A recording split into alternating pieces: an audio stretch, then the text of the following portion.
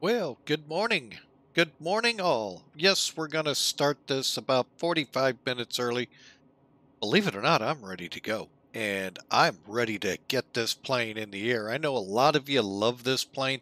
It's not on my hit parade, but we'll go ahead and put her in the air every now and then. But the MD-11 sits on the ramp. And folks, I'm going to give you the secret to how to fly this airplane, but you can't tell anyone. If you know how to fly an Airbus, you know how to fly this airplane. I know, I can hear all the jeering. I probably got more jeers and boos than Christie did back in the debate last week, or earlier this week. But you know what? It's true.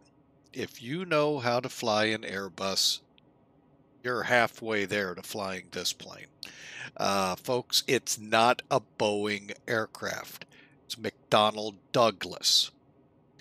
Boeing just happened to buy out McDonnell Douglas, but it is a McDonnell Douglas / Douglas aircraft. So you're going to find it's not a Boeing. So if you try to fly it like a Boeing, you're going to fail. If you fly it like an Airbus and treat it like an Airbus, you're going to be shocked how similar the two are.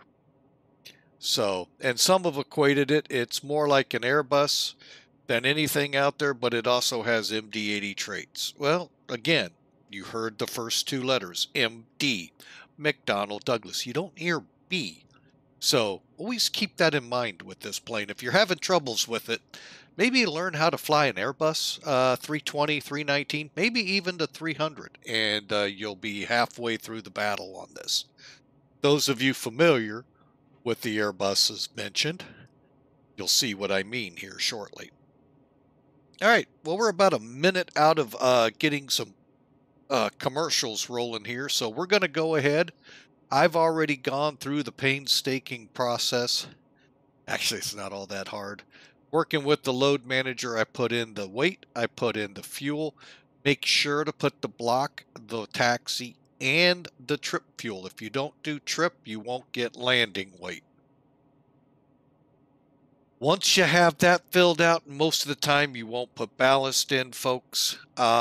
Just simply head up here, move the payload CG so that this ZFG is, TOCG is between 30 and 31. I always put it at 30.5.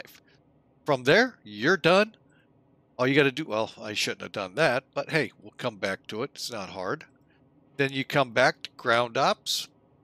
Get your ground power on, make sure your chocks are set, put the stairs up to the airplane, open the cockpit door. I just for fun open the other two. And then fuel request and load aircraft. And we'll be right back after the commercials.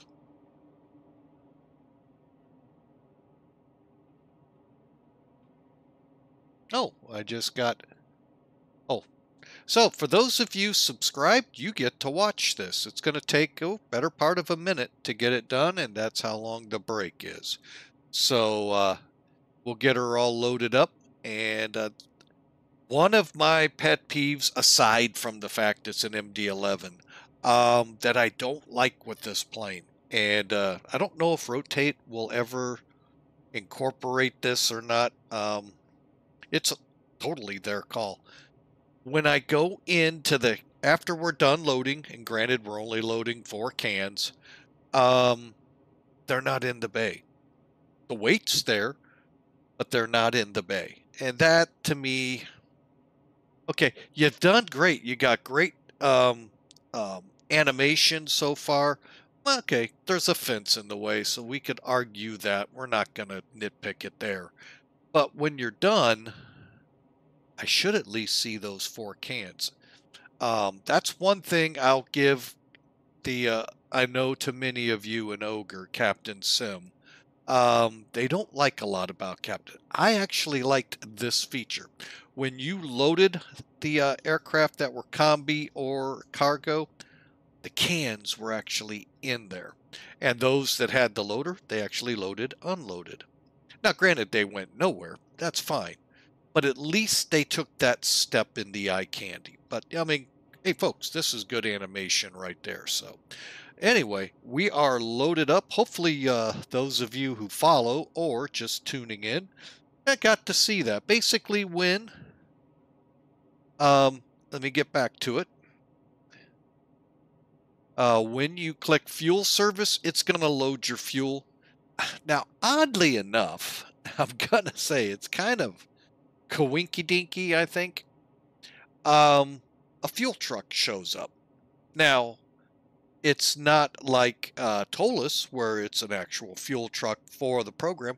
I think it's an actual X-plane fuel truck shows up, but it doesn't pull in like it would hook up. Okay, like if you're familiar with X-plane, you know if you click services, boom, here come the service trucks, be it the caterers, they're always a BMW, Mercedes out front, and the fuel truck.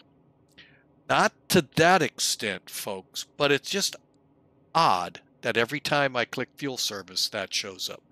Once you've done everything else, click load aircraft, and you'll get a little tractor with 4 cans behind it. It'll load them. As I was telling our subscribers, folks, it'll load them. It looks neat going into plane, but if we were to go back right now, well, what the heck? Let's do it. Hey, we're inside the airplane. How about that? That's pretty cool. We beat Star Trek. Not a sign one of those containers. Okay, I know you all can say, well, you're nitpicking. Am I? Captain Sim, I know, as I told the subscribers, the ogre to Microsoft's world, many hate it. They at least show it. And unload it when you get to your destination. Here, they don't. So,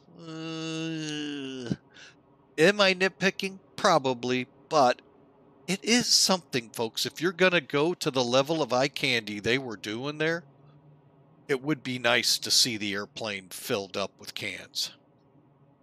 So, but anyway, hey, we're here to have fun, not nitpick the airplane. So, I'm going to get up in the cockpit and let's get rolling, shall we? All right.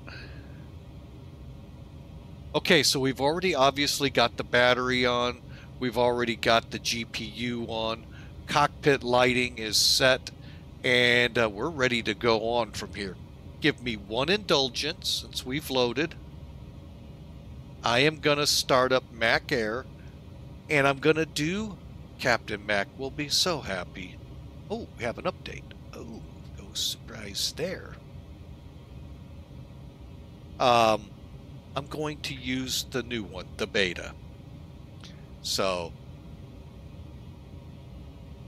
are we going to do it or are we not? There we go.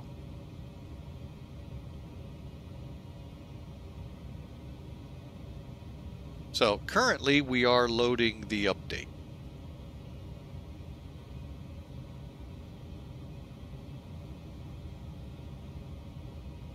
Hopefully I could do this with the plane running.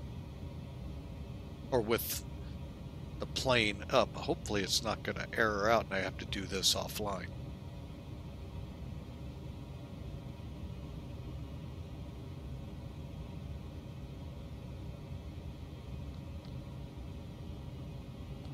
Alright, while we're still waiting for the update to run here, I'm going to give it a little longer and see where it takes us. The aforementioned Captain Mac, if you've all followed any of his videos out there, phenomenal videos. Agree.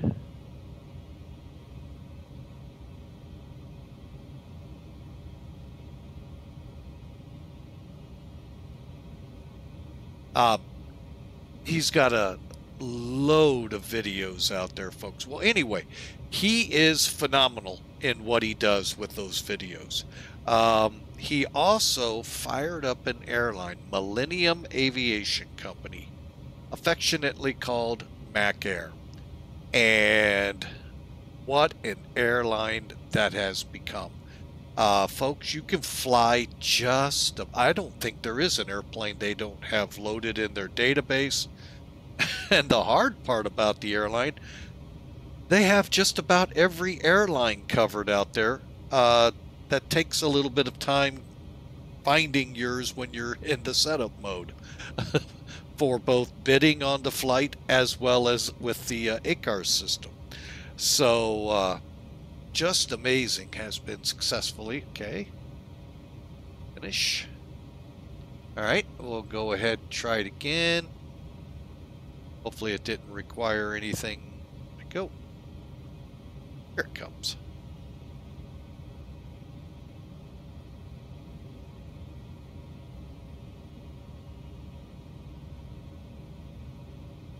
Okay, hang on a second here.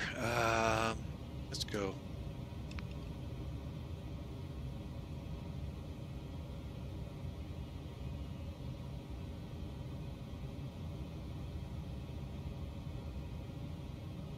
Just logging in here, folks.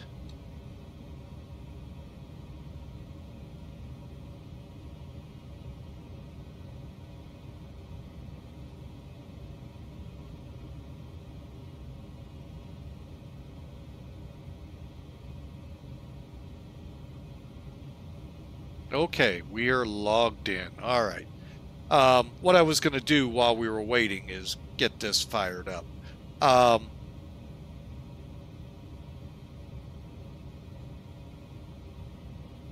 All right, and flights. And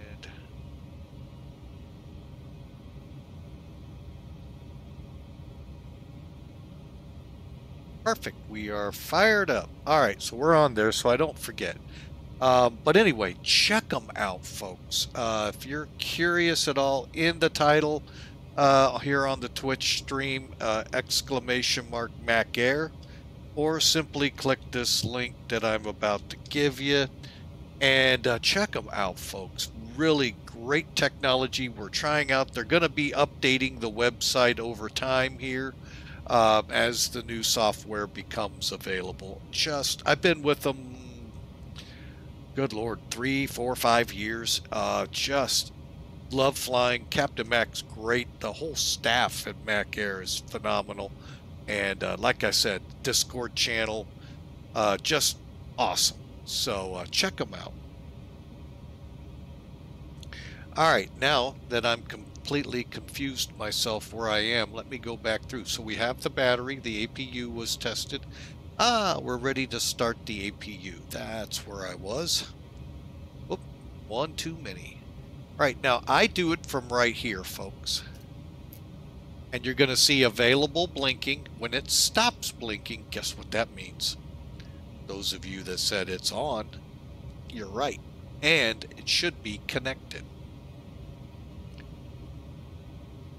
From this point, once it's up and running, then we'll align the IRS, get the, we all want to align the IRS. Oh, wrong kind of IRS to align. And get this show on the road. Now, I will rotate this. I think the amount of time for me to click the button, for the APU to fire up, for it to connect, I think might be about the right time for hint other developers. I've never put a stopwatch to it, but to me, they don't just they like a jet engine. They take time to build up. And as some of my friends on the ramp have told me in past days, sometimes it hurts the ears when they fire them up. Just the way it sounds either in the cargo bay or in the cargo bins below or outside. It's just something that just hurts their ears. I don't know. I'm so used to ramp noise, it kind of doesn't faze me anymore. All right, so we can see APU is on and available. We can also come up here and look at that. It's on. Okay, and like Airbus, remember I told you, if you know Airbus, you got this sucker half nailed, folks. Dark usually means on, and that is the case here. Unless it actually does say on, like you see some of it. Okay, so let's get the APU air on right here. And then we're going to watch it cycle through different things here real quick to bring all the packs on, all the isolation valves, and get us ready to roll. Okay. Okay.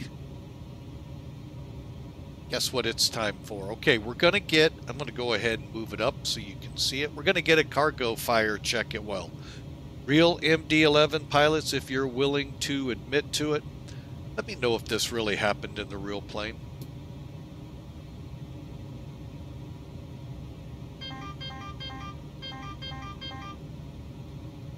Let me know if when you turned nav, the first IRU on, if the cargo fire check was done. I tend to say no, but I really never liked this aircraft, so I really don't know. Okay, and we'll put everything on. Just curious out there, folks.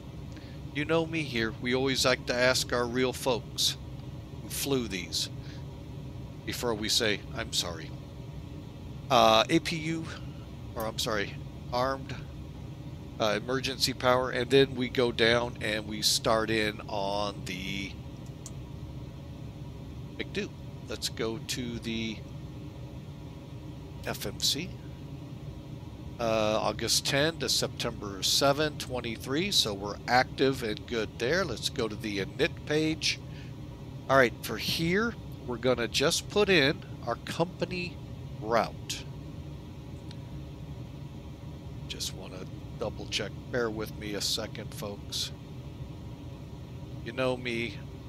I'm trying something new, so I always check, but as Ronald Reagan very famously said, check but verify. Trust but verify. All right, so KBFI. I didn't verify. I think it's just one word.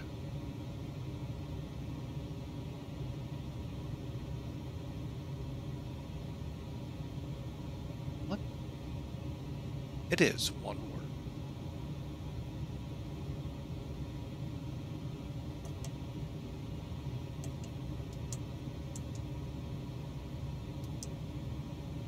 Okay, BFI to SDF. And position ref 4 right, 1, 2, 3, initialize IRS. Okay, and we're set to go to the hydraulic test. First thing I'm gonna do though, hang on. Hydraulics. Make sure that's showing in front of us. Okay, let's go up here. And hydraulic test. I got this all wrong last time. Hit test, come back down. And now you see it's saying it's performing the hydraulic pressure check.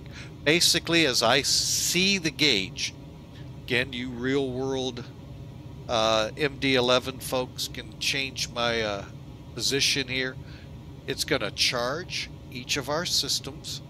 I think it starts with number 3, and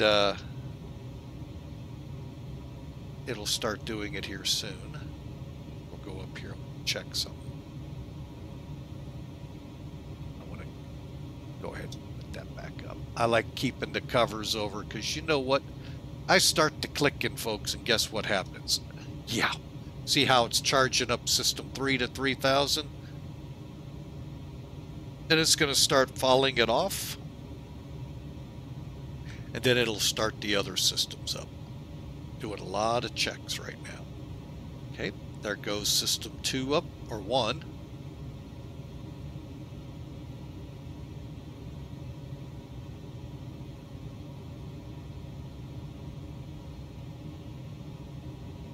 And then it's going to fall off. Technically, the alarm would go off when it reaches a certain level.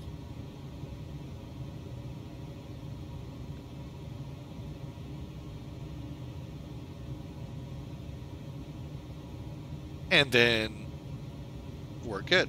Hydraulic levels look good. Actually, I don't even know how to refill this plane if I ever had to. All right, so we've done the hydraulic check. Comm radio setup. Now this, folks, gets kind of tricky, and why sometimes with this plane I will not fly on VATSIM. Main reason usually for me is I'm just not familiar with it.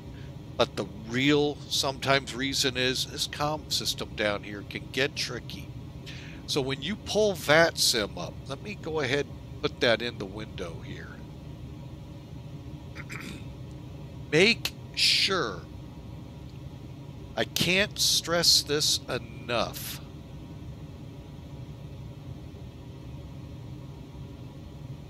okay, it's, where's my cursor? Well, anyway, up here where you see my X-Pilot, okay, this is for VATSIM. Okay, make sure COM 1 across the top here, you have, instead of these kind of unhighlighted TXRX, that they look just like you see there for COM 1. Otherwise, you're not going to be able to transmit or receive. If you have TX, you'll transmit, but you won't hear, and vice versa. You'll hear, but not be able to transmit. COM 2, I have never figured out how to get that one to work. Just never have. You guys very familiar, very well versed in this plane. Feel free to enlighten me. Okay. But the other thing right here, make sure you first make sure it's white and that you turn it up. What do I mean by turn it up? You see how you get that half circle on it, folks? I'm not sure.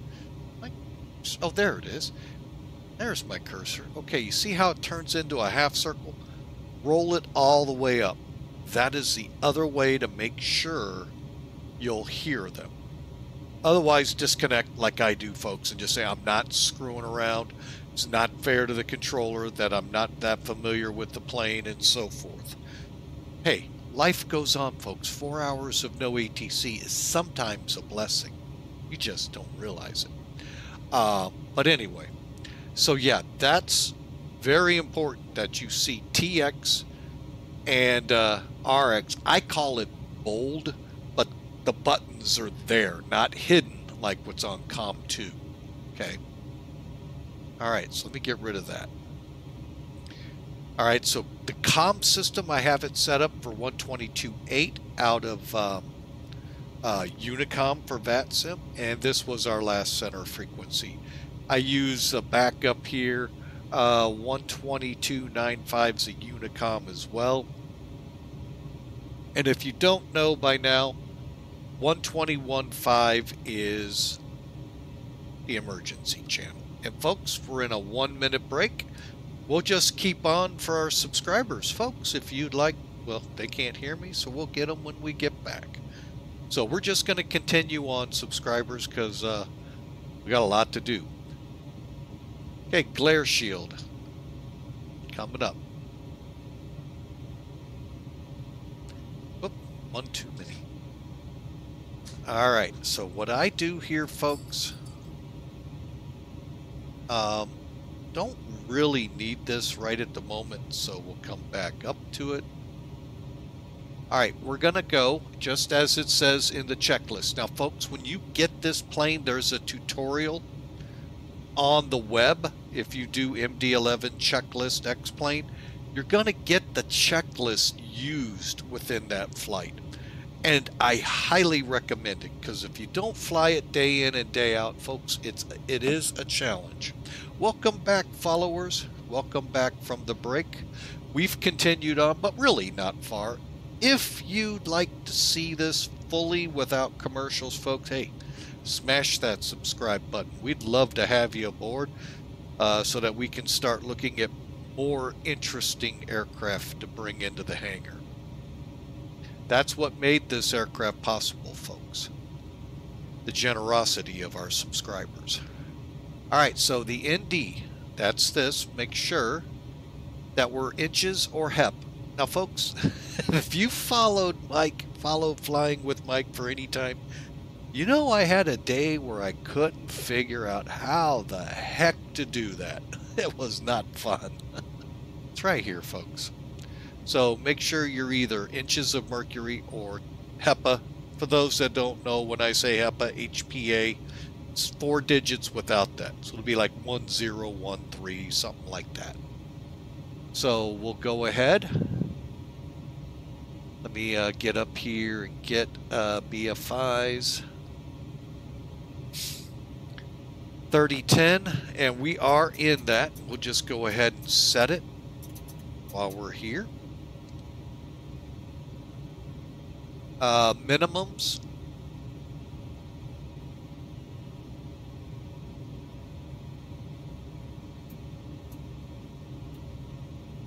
Okay, we got that set to Q and H.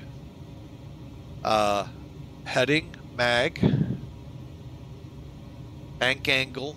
Okay, we're talking here. Now this is actually a little fun to try to get to, so you see what it's got to look like. Okay. But you see this little caret where my half circle is, folks? That's going to tell you what you're set for. So if it's over here on 5, it's only 5-degree bank it'll allow. Auto depends on the speed, and flight computer, all of that good fun stuff getting played into it. What else do we need?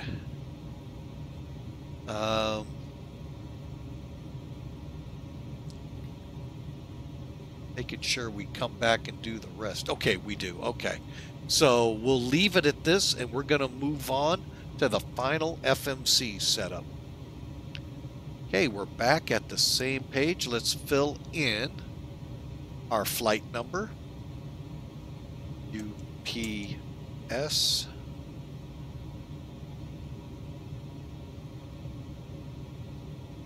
UPS, what are we? 994.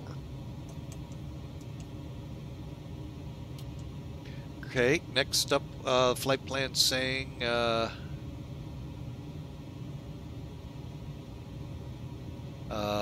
altitude. All right, 370.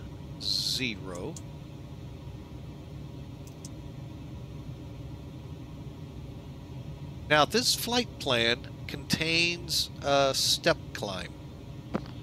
I'm debating if I want to take it.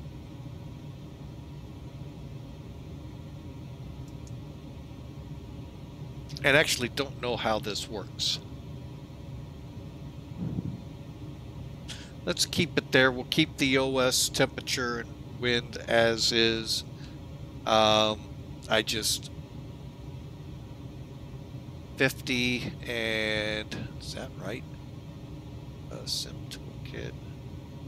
Hang on a second. I'm looking on sim brief. Winds.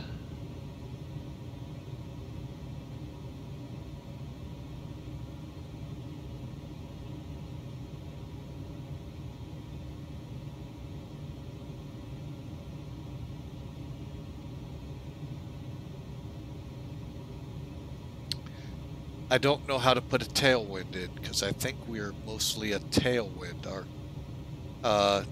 Those of you familiar with this, P021 is our component.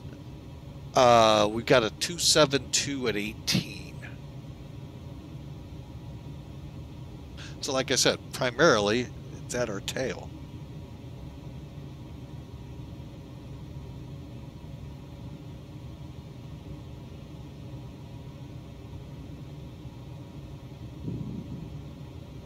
So, I'm going to just leave that. CI, I believe, is 200. That's what I set this bird for, mostly. And, okay. Next up.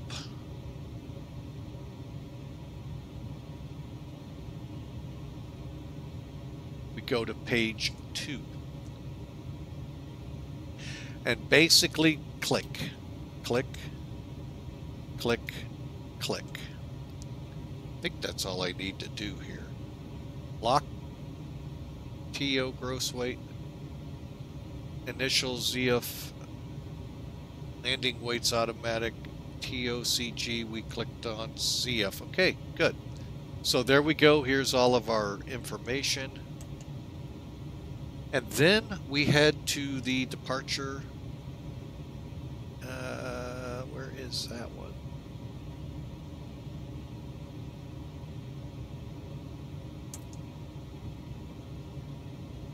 Okay, and now folks, have you been kind of watching and looking at this? It's very Airbus S, isn't it? We don't have that. We're taking off, I believe, 14 left. No, 14 right. You know what? This is when I confer with...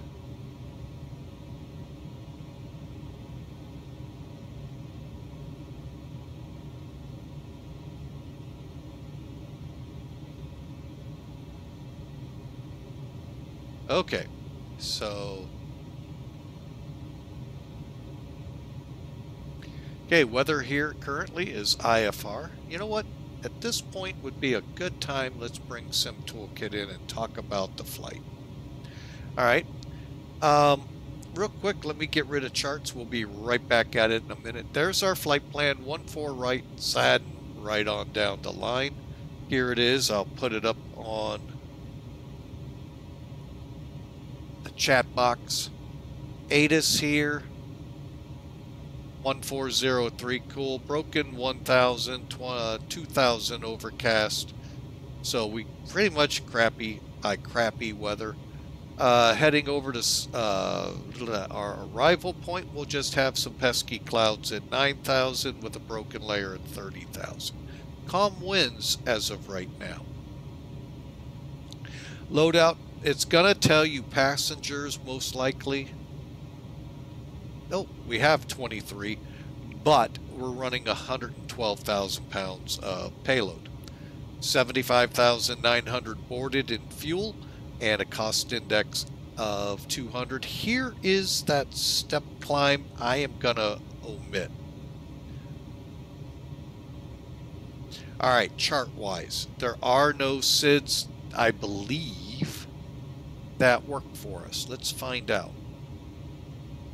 And that pretty well tells you. Out to Kent's, and that's about it.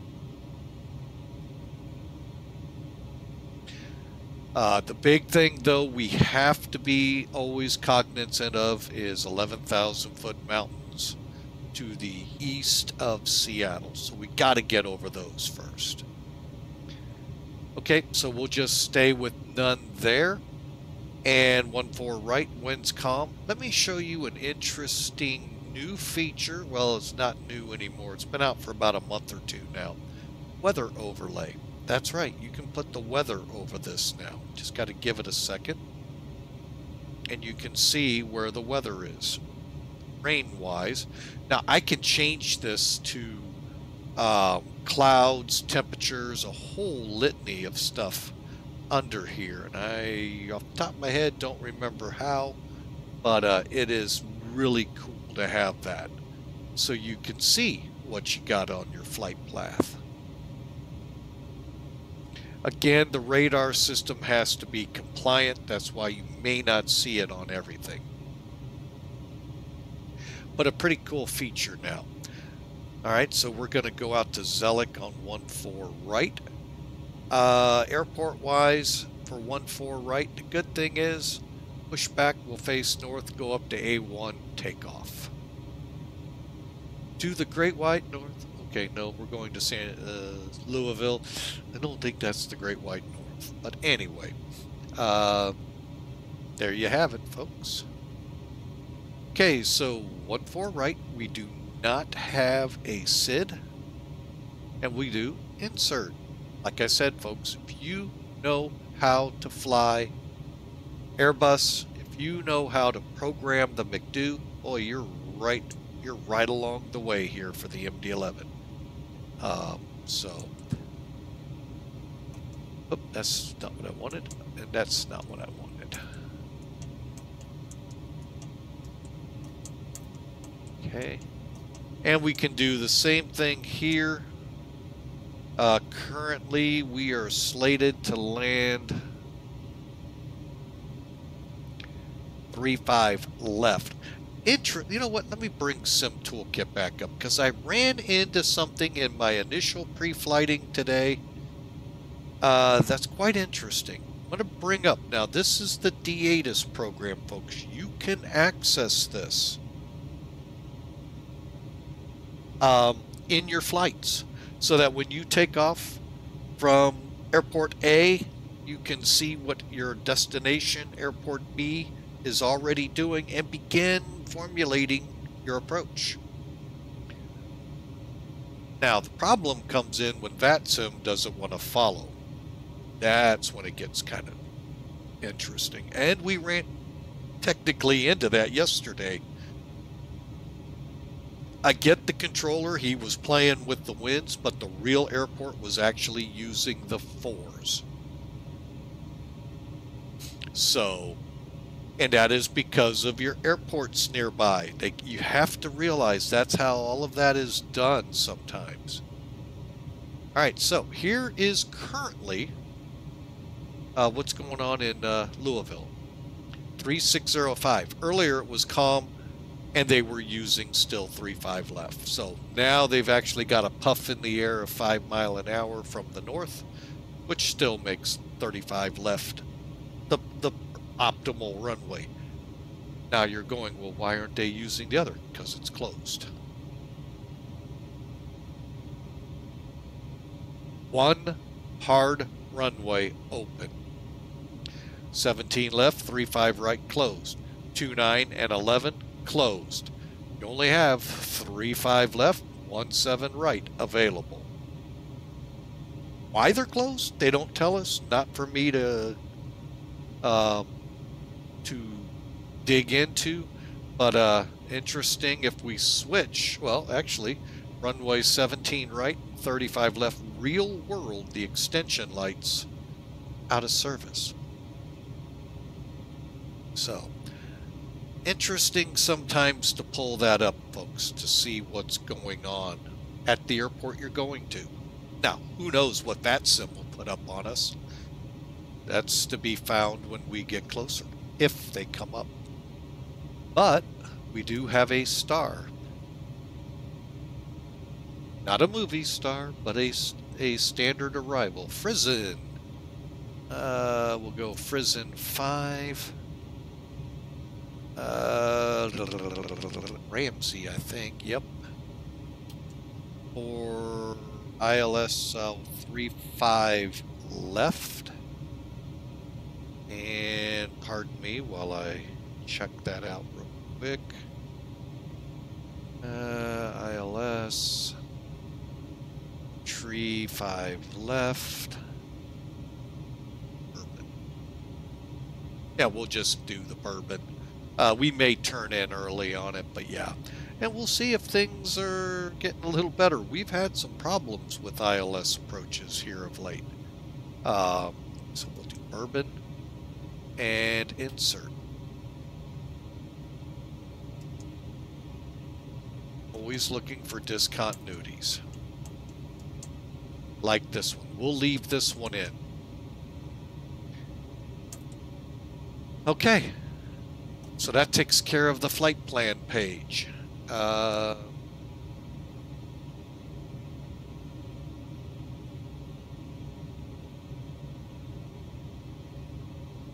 Okay, now we go to TO approach.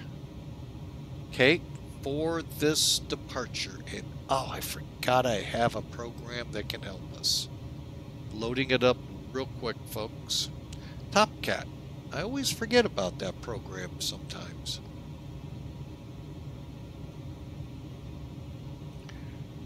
Right, weight and balance. We're going, just putting in the numbers real quick, because some of you very particular that the numbers, letters, and all match up. I think CVG is our alternate.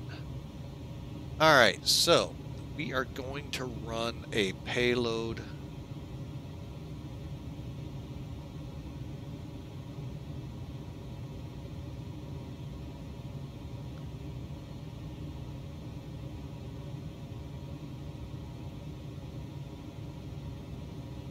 All right, let's see how close we are to numbers. 7, 4.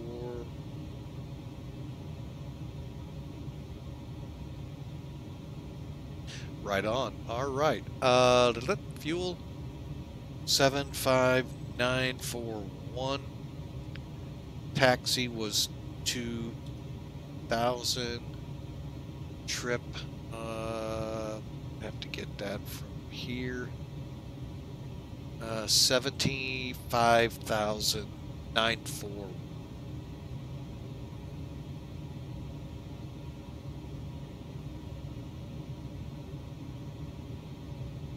Now that ain't right. How about 57,124?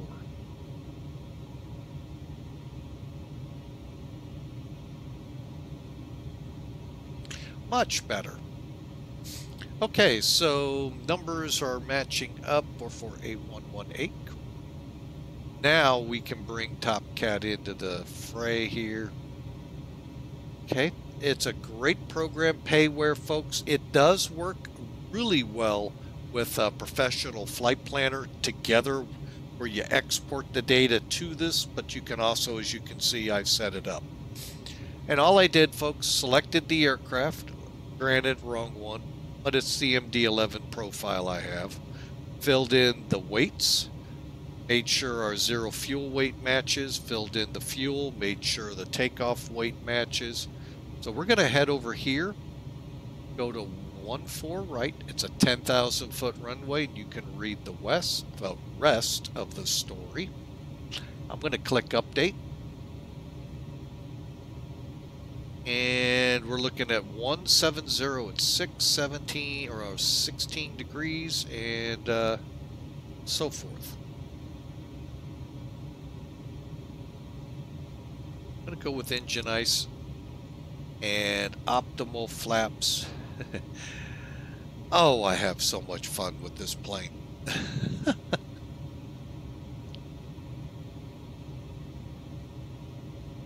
All right.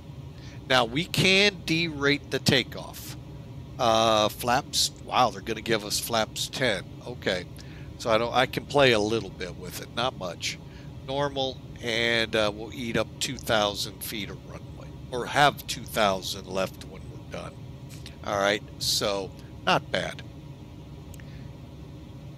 Okay, so we're going to come over here. We're going to flex. Isn't that a term Airbus guys know? Yeah, I think so. So we're flexing 60.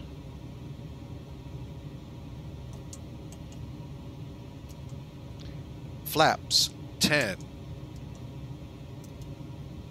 Okay, and it actually put your state trim already in there. Slope on the runway. Wind. Let me see how they want this wind. Okay, we can do this. Okay, slope is non-existent, so 0.0. How about we do it this way? We'll do it this way. Up 0.0. And our headwind, if you're looking at our, I'm not sure if you're seeing me typing much. Hang on. All right. There's our flex, there's our flaps. Okay. We're putting in the slope and wind. So I've got the slope up 0.1. Wind, as you can tell on here, is a headwind. Okay, I got to get it back up in front of me. 0.3. Oh, outside air temperature 16. Right there, folks. Check and confirm speeds. Check and confirm speeds. Go to F-plan over here. And I want to just look over here. Everything's purple. Purple. Okay, so there you go, folks. The McDo/FMC is ready, and so are we. So now we're going to go up top here. I know we're in a commercial break. Oh, we're out of the commercial. So welcome back, folks. Again, if you like to see this, you got two options. One, you can subscribe. We'd love you for that. It allows us to get more stuff. Or you can catch it on YouTube, which I hope ad-free. Alright, so FCP. We want to set our speed to 250, which it is. Set our heading for the runway, which is 135.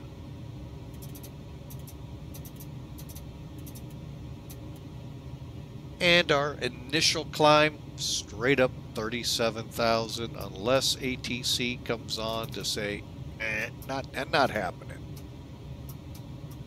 Okay.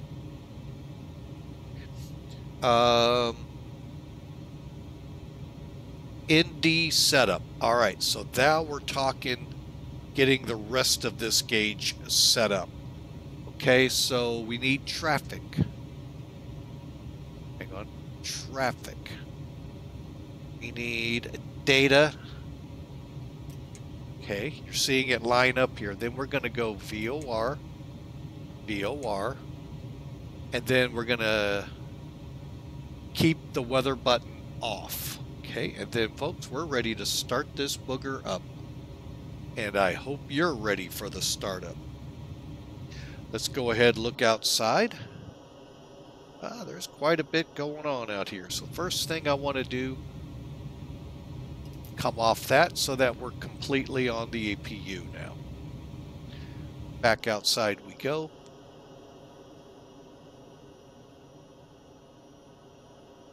And Hawker 125's favorite perch now from the parking lot looking at these.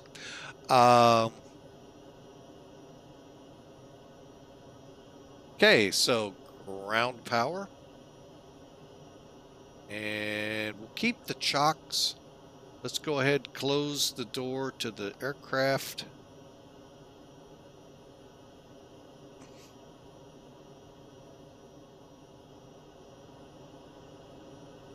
And it's showing closed, close, close, close.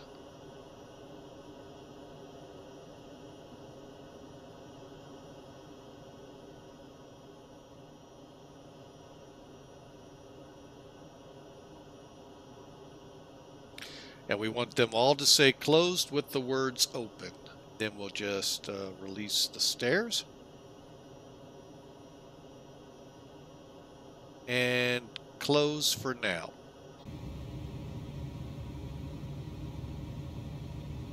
Okay, and we're going to get set up to come on ATC right now.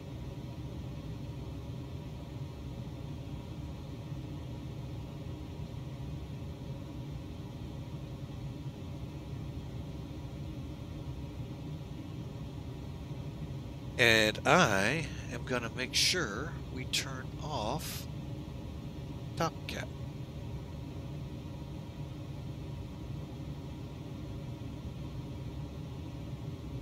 Call sign 1655. I think it's even close to that.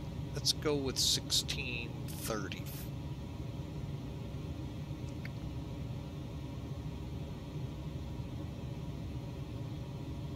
Actually, go with that. CVG.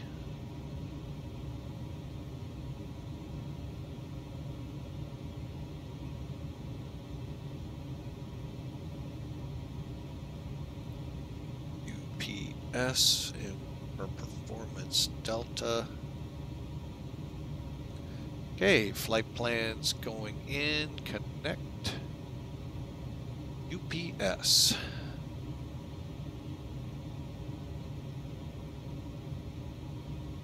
MD.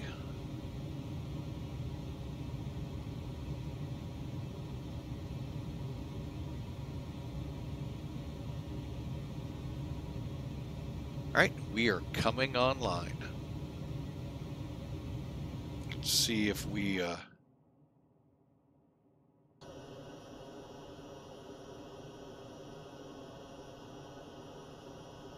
right, we got someone at the south end.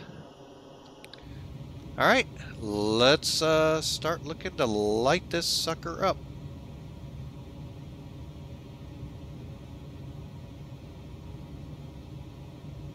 Ground to cockpit, please show me where you want to go.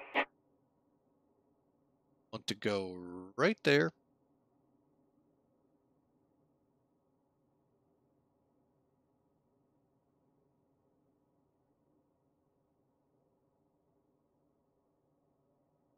Ground to cockpit, tow is driving up.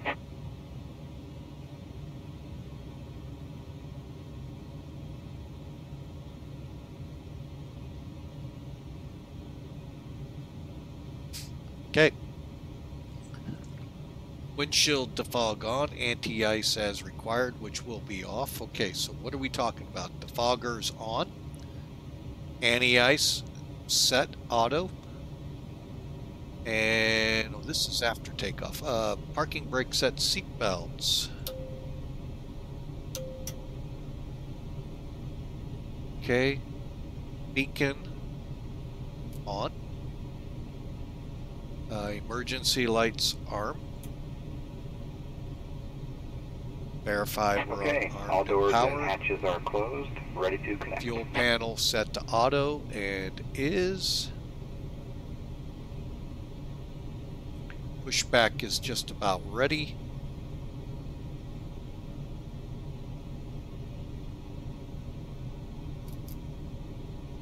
Okay, we are set to push, folks.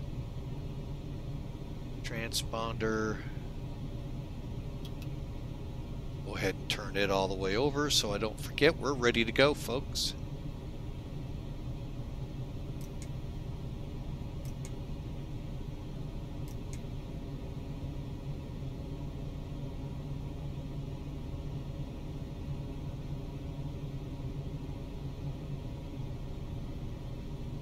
So connected and bypass pin inserted. Release parking brake.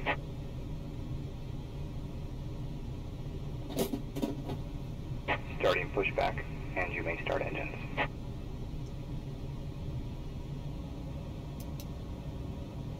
Okay, we are, as he said, ready to start.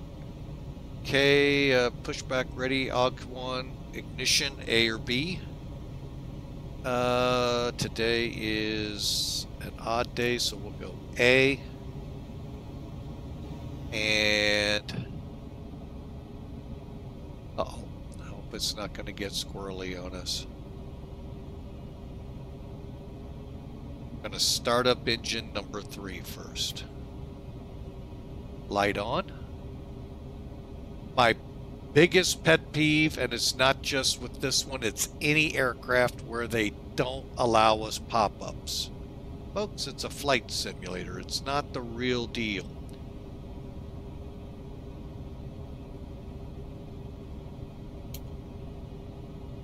Engine 3, cranking up. A little nervous here, folks, so bear with me. First couple of times pushing this thing back, I was like all over the ramp, so I got a little nervous with that quick turn.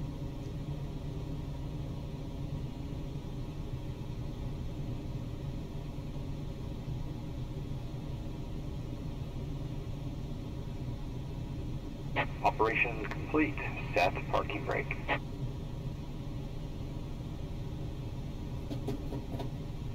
Disconnecting tow. Stand by. All right, so we're going to go ahead now. It's 312.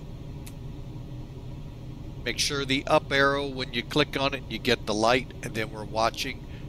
They say above 15. I go still with the Boeing 737, at least 17, and let it go. 14. There's the 15 coming up on 17. And release.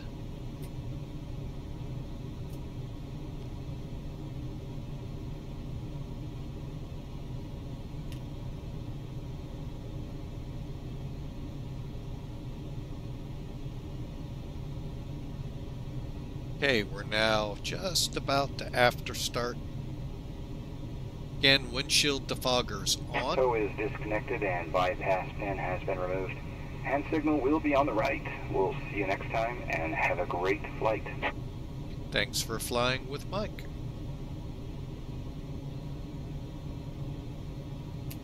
Okay, we'll get the big engine in the middle fired up.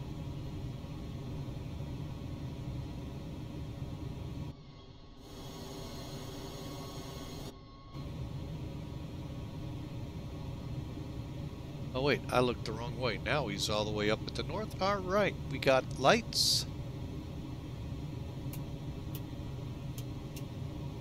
All right, so he can see us.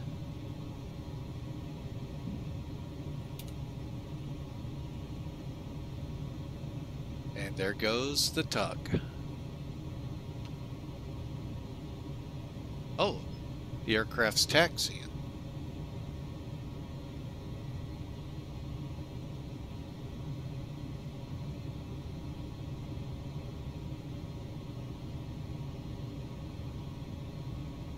All right, so hope y'all are enjoying. Hang on a second.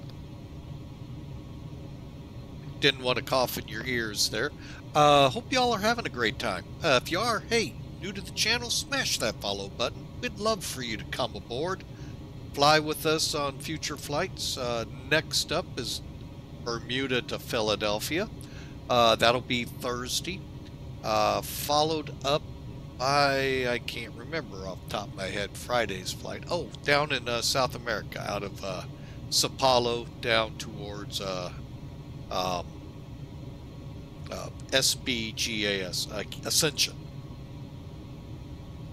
So smash that follow button. If you're watching us on YouTube, I don't say this enough, folks, but we would love for you to hit that like button and subscribe so you're part of the channel and know when new videos come out. All right, everything's stable. All right, so let's get up to the top panel because a lot of things got to happen real quick to get us taxiing. Okay, windshield defog. That's right here on. Engine anti-ice, we'll go ahead and turn them on for now. Air panel, auto. Isolations off, packs on. Everything looks good. APU is going to be turned off. Should get pack 2 up and running here. Okay, hydraulic panel looks good. Fuel panel looks good. Ground equipment's clear. Let's come down here real quick. Alright, so the checklist now calls for the config SCP.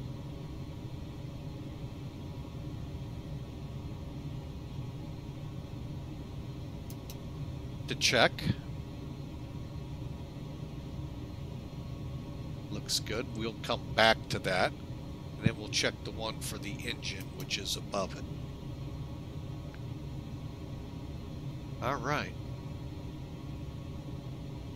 Let's come back to that. And finally, let's go ahead and turn off the APU.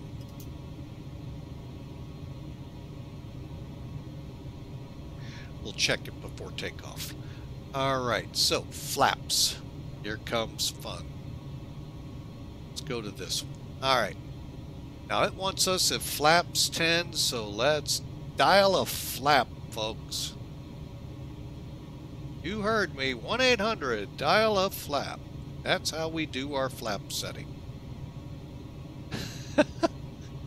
Like I said, I have fun with this one. I cannot believe engineers went to this level to set flaps.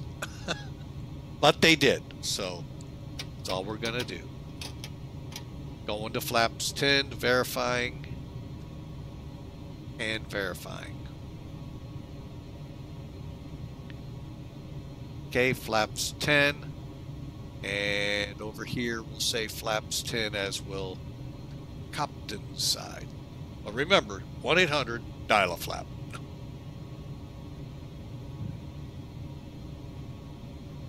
Okay, stabe trim is 4.3.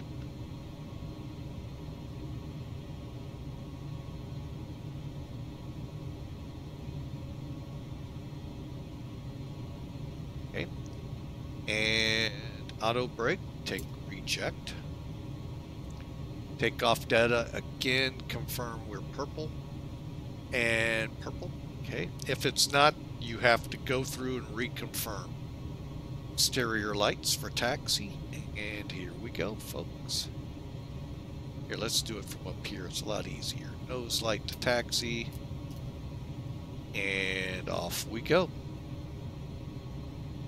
Another little pet peeve. I haven't figured out how to get this parking brake to sync with my flight yoke and stick. But, hey, we can work it. We can adapt and overcome. Unlike some people.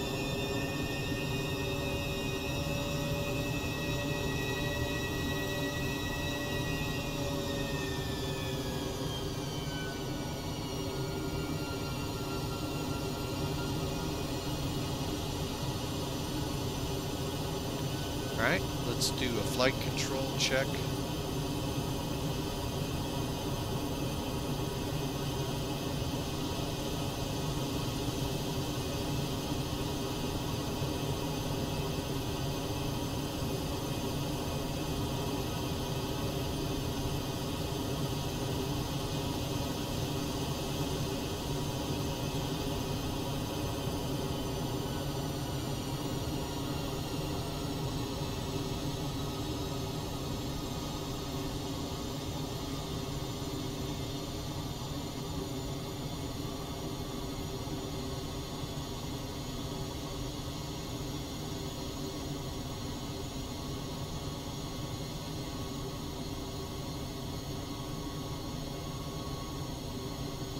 Okay, flight controls check.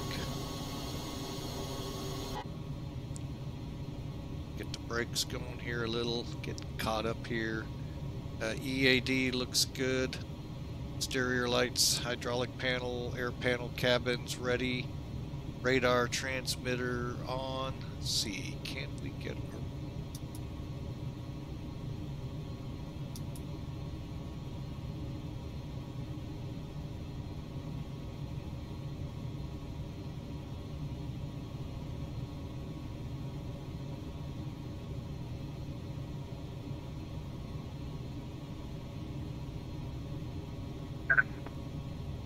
What's going on here? Let's hold up. Alright, cabin transponders set.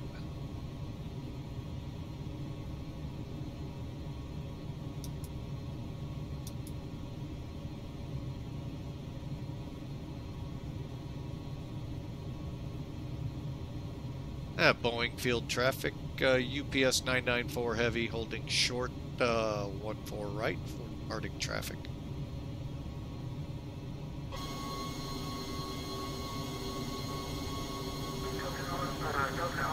Alpha Foxtrot Bullet Bravo Whiskey departing runway 14 right to the west.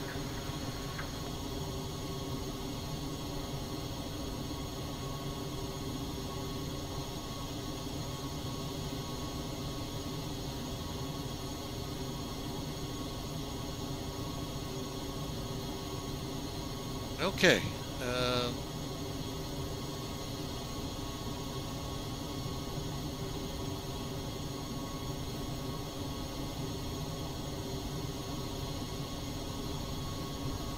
And UPS 994 heavy lining up and waiting 14 right.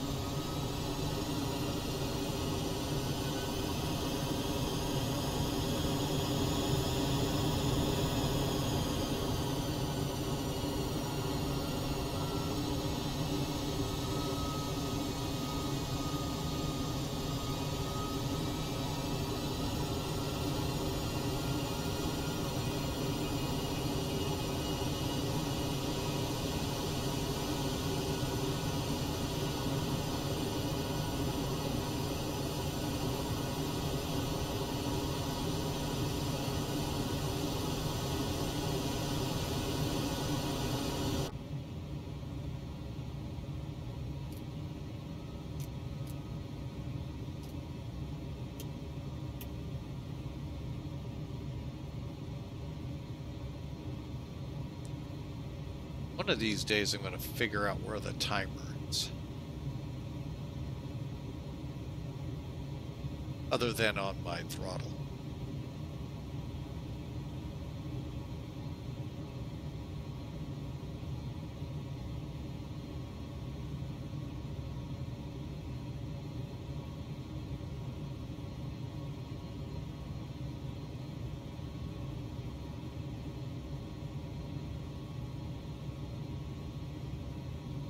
Okay, brakes are set. Final checks being made. Auto flight. Let's go ahead. Checked. EAD's clear. Extend the lights. Roger.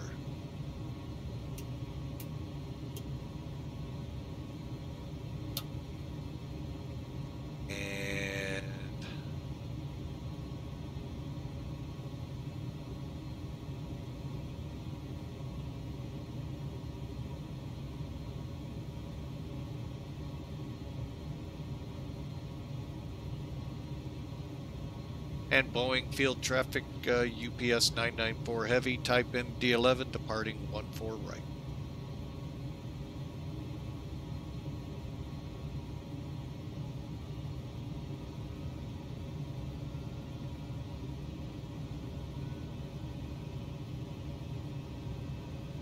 Okay, there's 50%. Brakes off.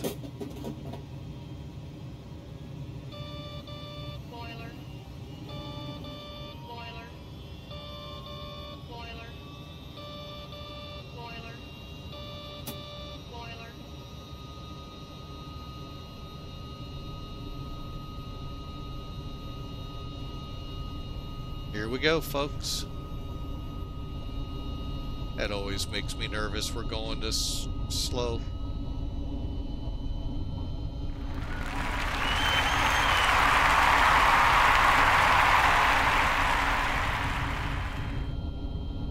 Yeah, I have a valid flight plan, sir. If not, talk to the virtual FAA. Welcome in, bad attitude. Welcome in. Uh-oh. That's not good.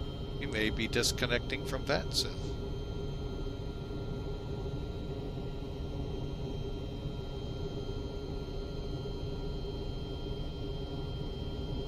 Gear up.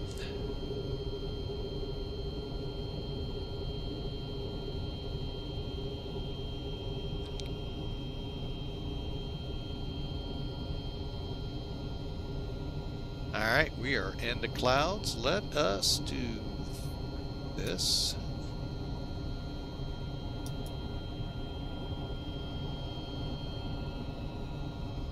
How about we not do that?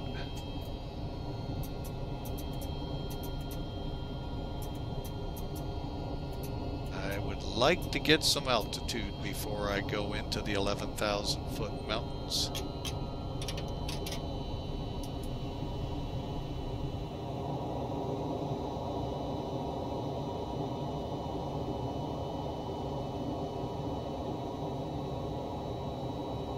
Wish we had TMU set up. Not sure what that is.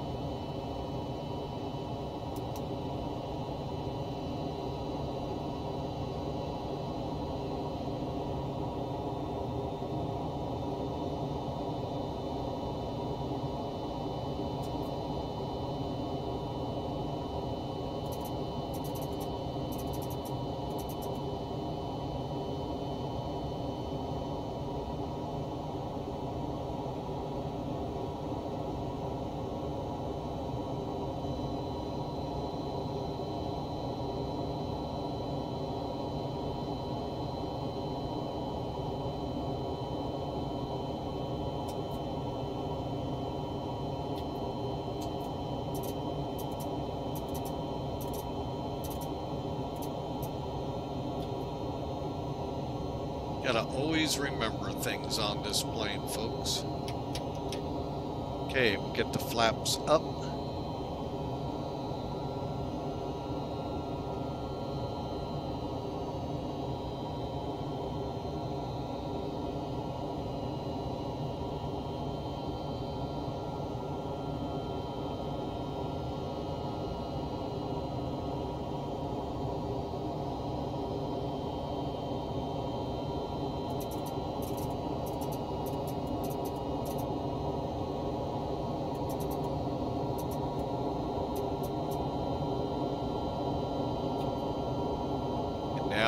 back to 070 because now we've got the altitude.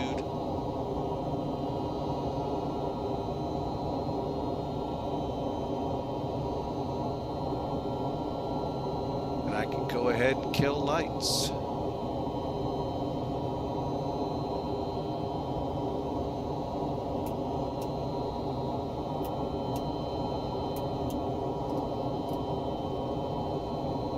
Okay, and then we're going to eventually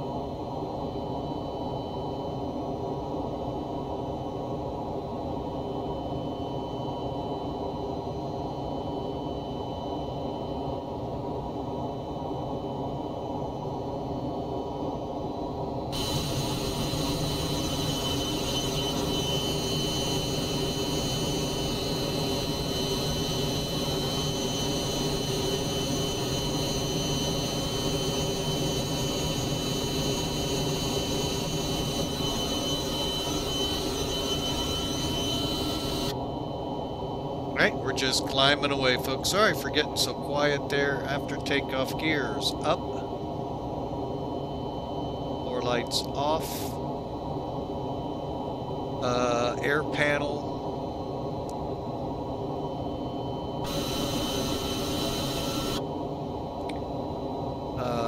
Air looks good. Spoiler handle can be disarmed. Now, folks, I've watched several streams, and I hear a lot of people say, how? You got the arrows, this will move the spoilers down. But if you get that hand, that allows you to push it up, push it down. So, yes, it took trial and error to find that out. Okay, back up top, hydraulic panel looks good. Fuel panel looks good. EAD, I believe, looks good. Let's check off. And let's see where we are climb-wise. I think we just topped 18,000.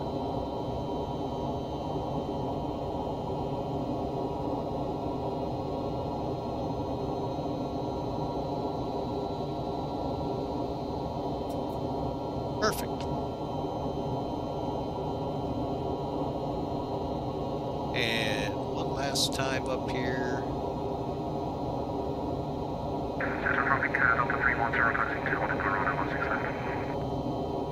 Guess we don't have link lights. I thought we did.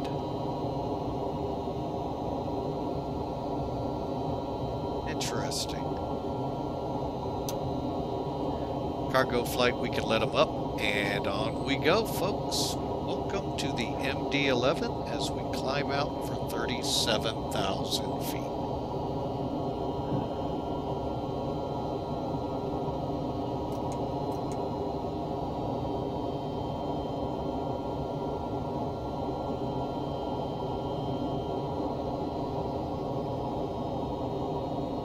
And I am going to turn this thing down. Oh my gosh, it's raining. Oh no. That or we've gone into hyperspace, one of the two.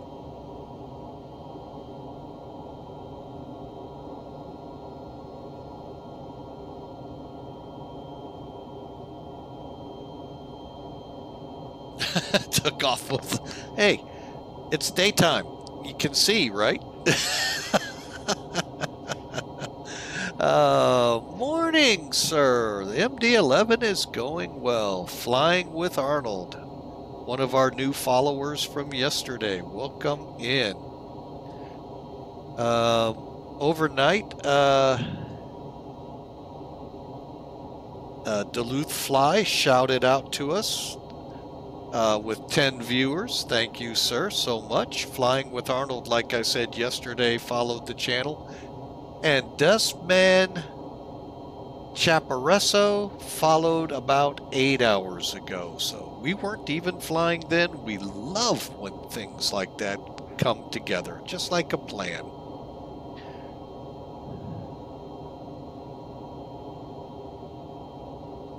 All right, and we're just cruising on up to 37,000. So, folks, I hope you enjoy. Yet Duluth Fly does have a great show. You can always check them out, folks.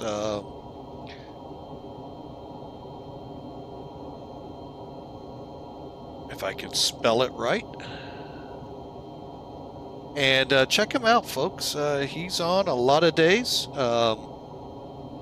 And we do hand this over to him on occasion. One of our in the rotation that we like to raid at the end of flying our flights. So check him out.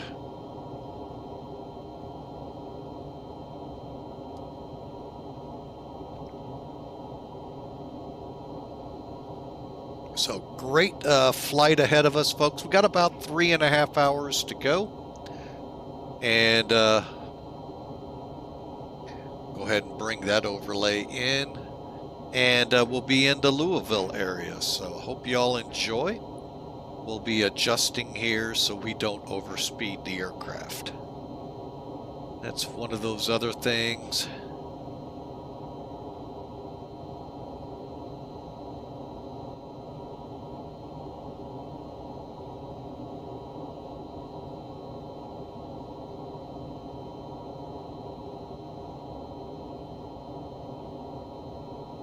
Alright, and I noticed, hang on a second, I'm going to use another screen here. Bad Attitude made mention of something I've never heard of.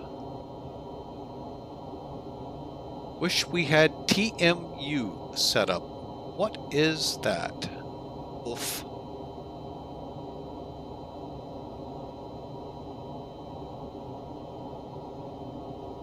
So, he may be working himself, so give him some latitude. Maybe some longitude, who knows.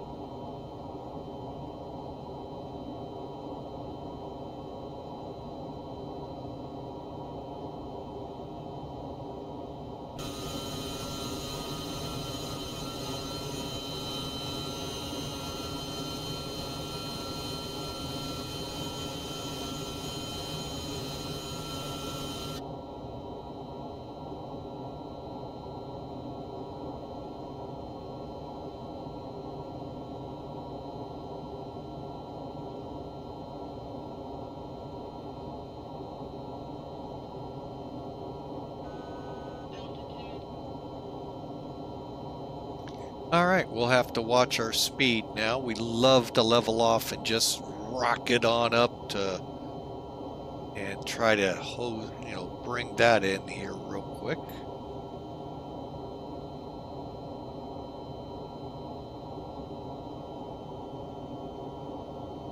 Okay.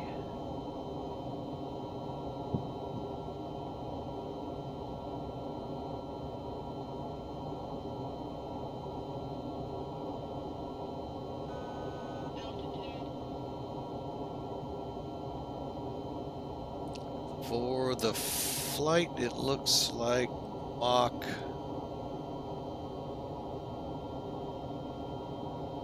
8.4 is what we're shooting. See how it's going up?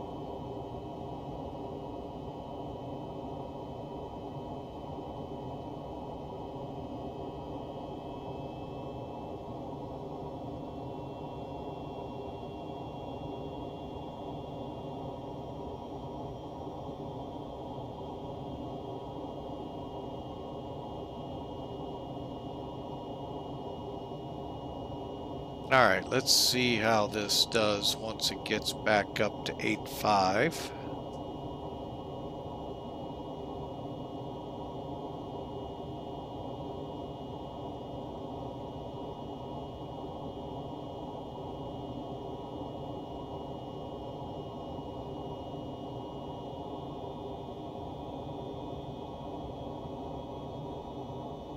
And our traffic is, what do we got? We're set at 80, so about 40 miles, 20 to 40 miles ahead of us.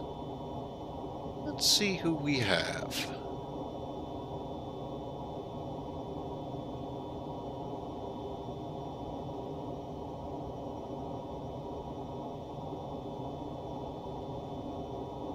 Oh, we have an A320neo leading the way, which we'll overtake pretty quick.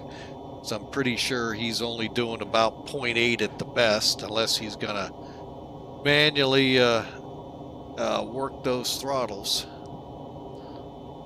Because we're gonna be doing about 0.85.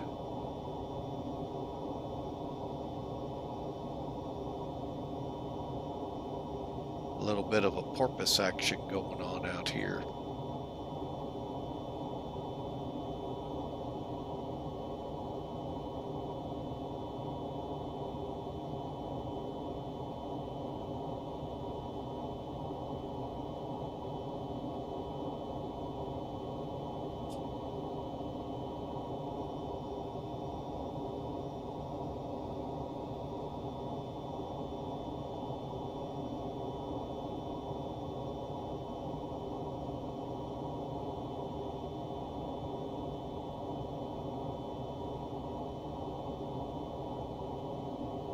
All right, folks.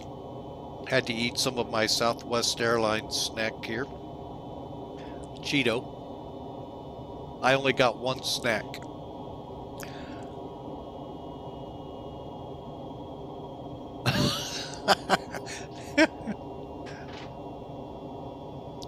Oh, all right.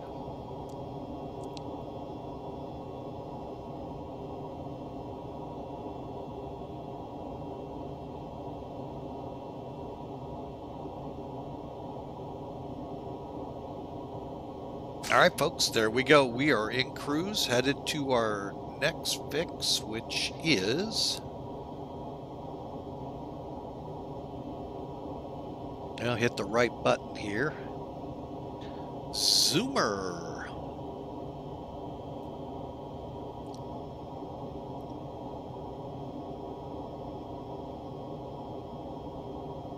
So, anyway, folks, I hope you enjoy. We're going to get some music rolling here in the background.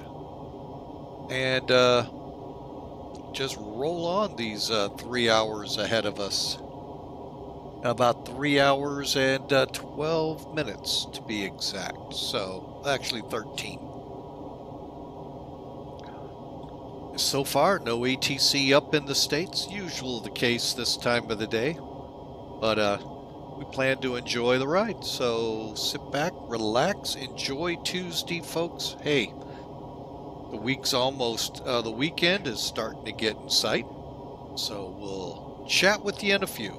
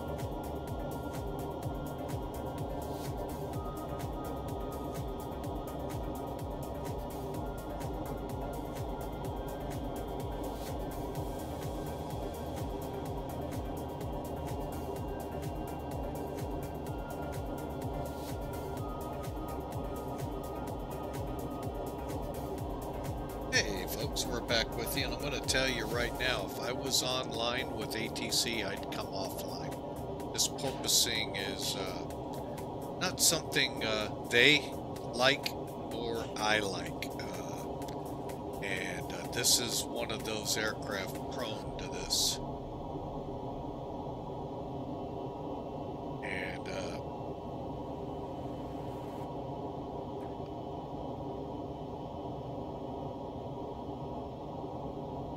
I'm not sure what's causing it.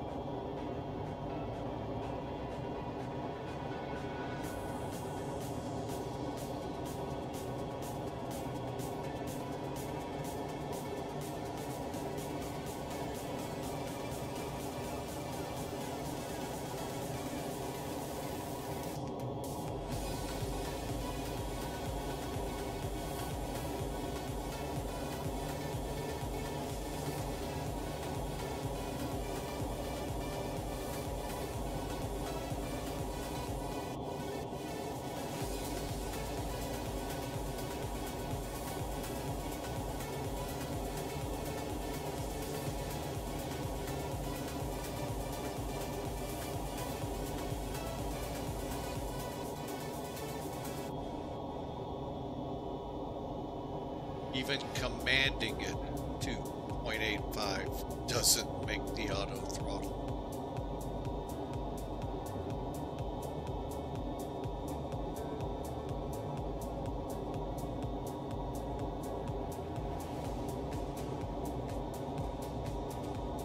Now it's going to fly 100 feet low.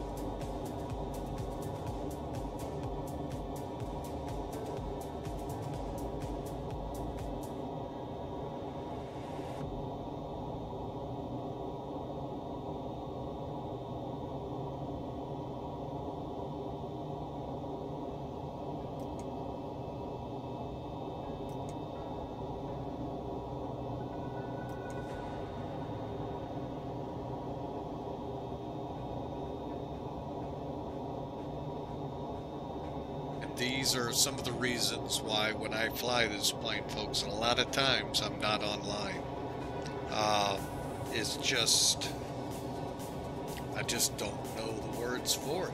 It's just won't maintain speed, won't maintain altitude. It's just, it's a VATSIM nightmare aircraft to me. You've got to be able to hold the altitude you're told and not vary between 1,000 feet. So that's where a lot of my problems rotate are. That's probably a good chance. It could be me. But I don't get it. I should be able to hit FM speed, nav, and this plane fly true.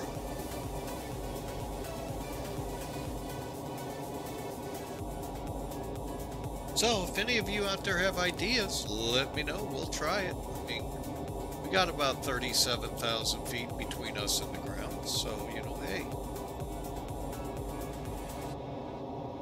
A lot of room for trial and error.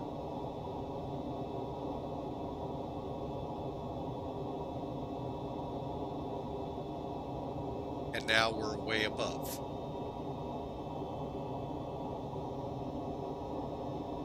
Yeah, now 8.6.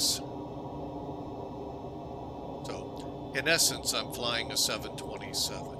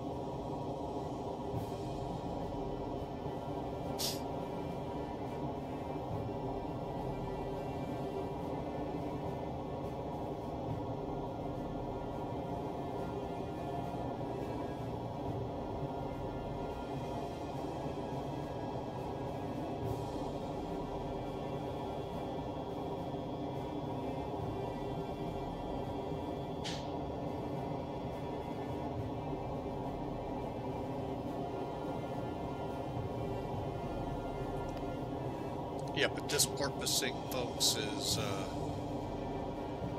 really bad.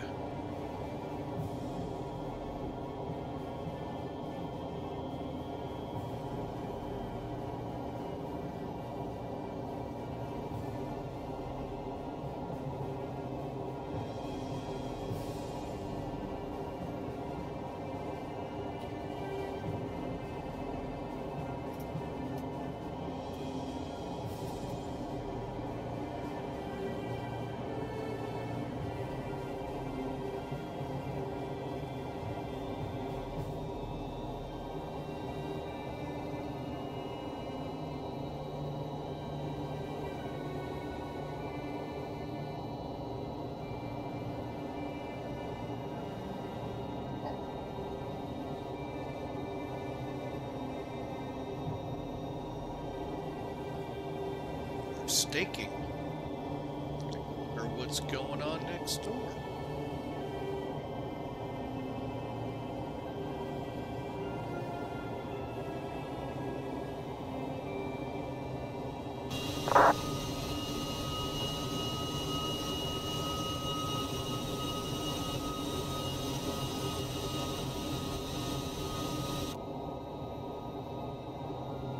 All right, well, we'll keep going along, but as soon as ATC comes up, folks, we're coming offline. I can't have an airplane that won't maintain altitude.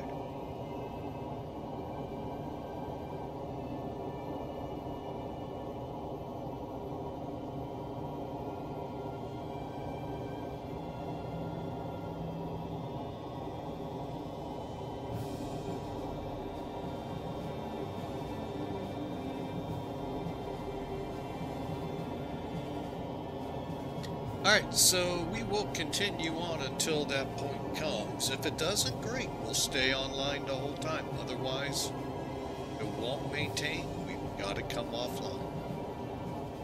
To offline.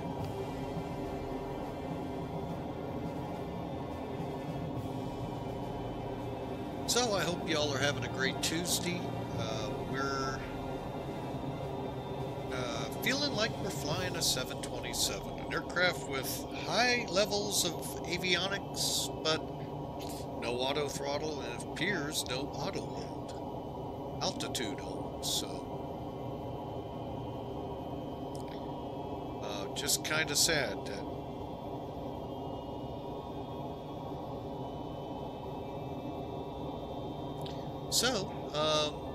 like I said, the next flight will be the A319 again out of Bermuda for Philadelphia. And then Friday, we're going to return to South America. For those of you that are From down there, we're going to fly out of a Panas? The other Sapalo airport, and we're going to head over to Ascension. So I think that's how you say it. I'll pull up my stuff and find out.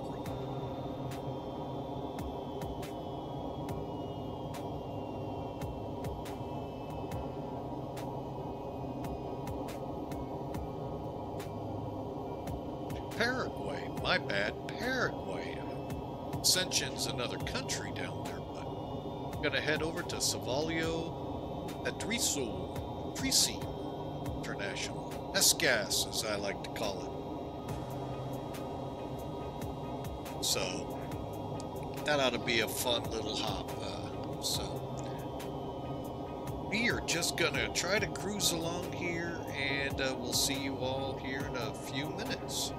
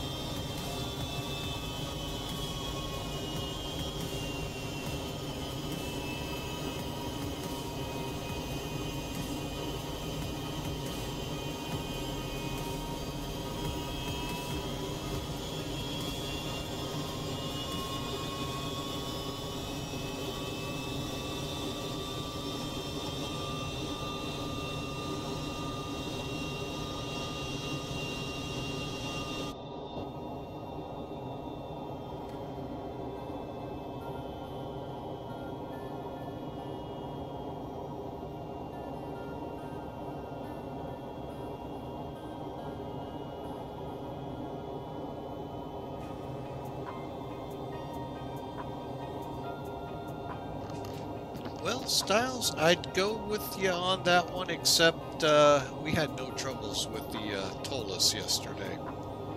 It stayed right where it was supposed to be and right on speed track, and now we're pushing over speed again.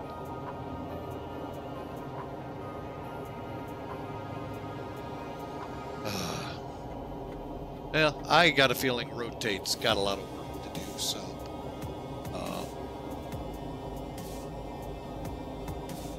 And by the way, we're not in release candidate. We are in, 06, and we are beta 7 right now. So, actually, we haven't had a release candidate in quite a while. So, I know they're trying to work this out. Now, one other thing, Rotate guys, while you look at this and tell me what's wrong with it. What causes this? If you all noticed, we had a clean windshield, minus the rain. It even got a nice bath on the takeoff. What causes it to get dirty, and how do you clean it? Because I really don't like a dirty windshield, and there aren't bugs up at this level. Just find it kind of funny. You know what? Let's pull it up. Aircraft menu.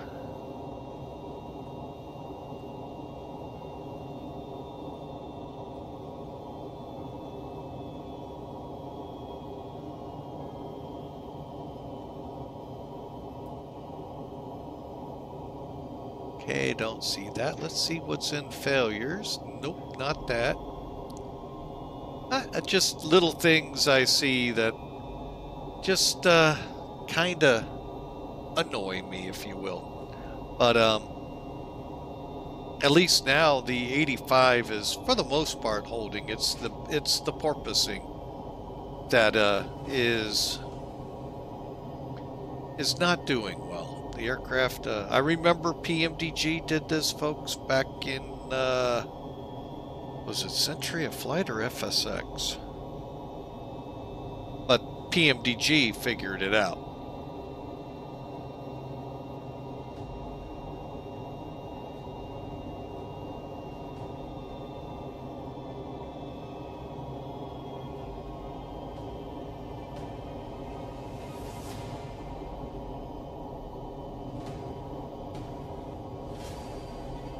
And it's doing just about exactly the same thing PMDG did back in those two sims with the 747.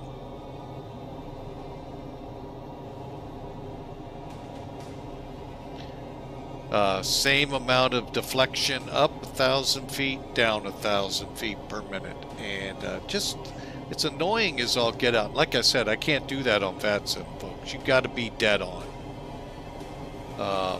And they do call you out because they called me out once on it. So I just simply disconnect. Because he's right. He shouldn't have to account for that as I'm going along. I, as the pilot, should be able to fix that.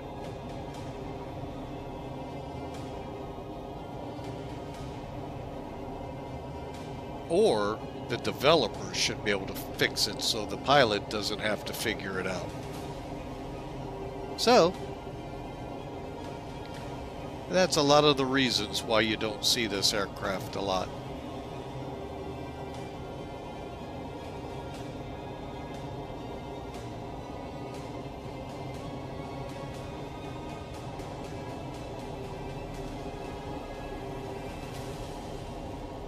Alright, so we are...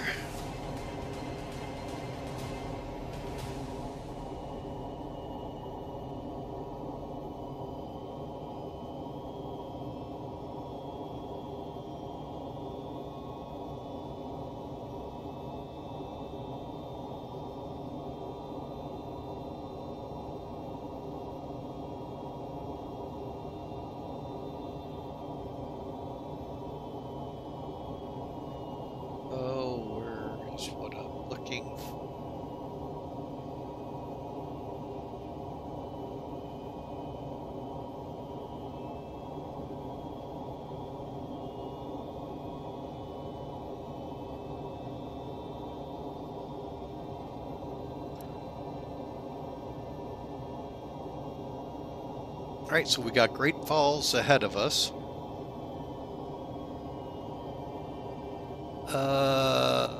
We're looking at 118 miles. Hang on a second, folks. I see my timers, but where are they? Started and stopped.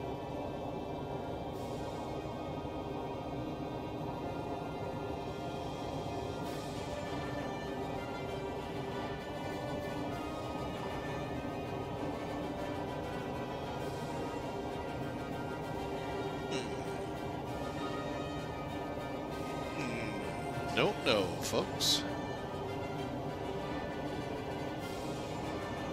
Alright, where is Missoula?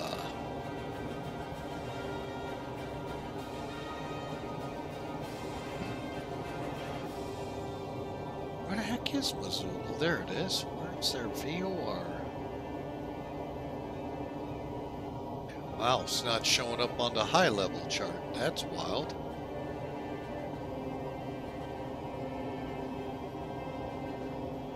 Alright, so, well, we'll just kind of cruise along and hope we don't see ATC before we start down.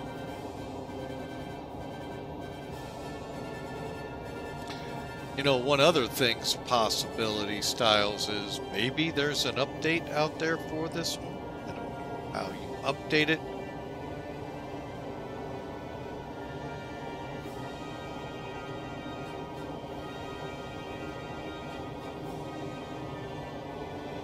But maybe.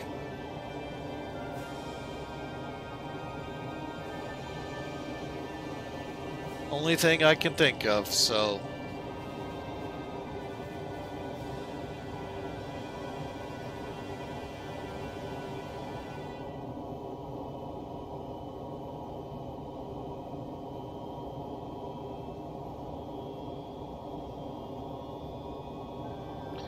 All right, let's just keep rolling, and folks, enjoy the music.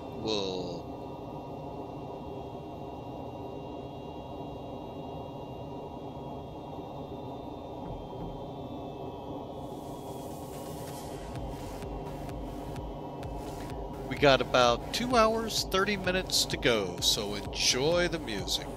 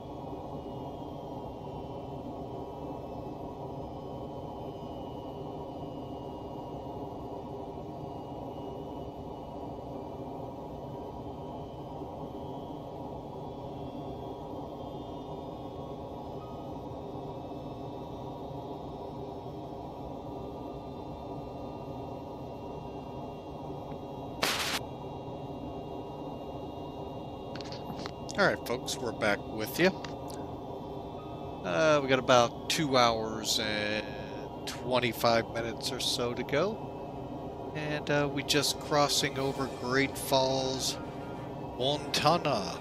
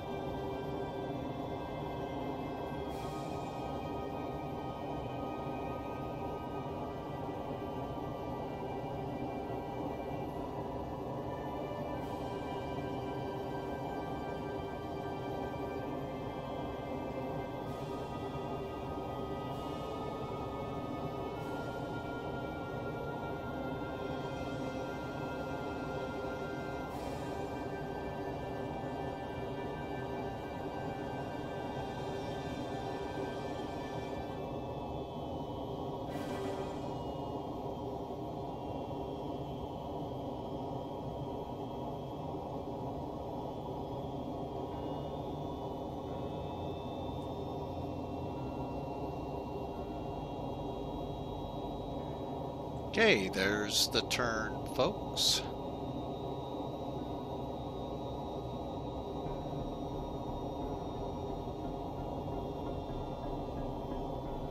Now we're going to a lot of these intermediate fixes that are set up. KU09U, which actually... let me look.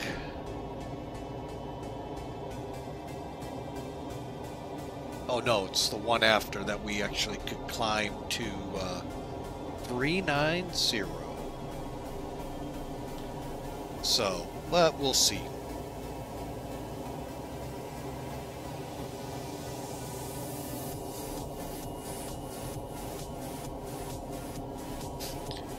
So I hope your Tuesdays are all going well. Remember, tomorrow's hump day. Getting over that hump and headed towards the weekend. So things start looking better than starting tomorrow.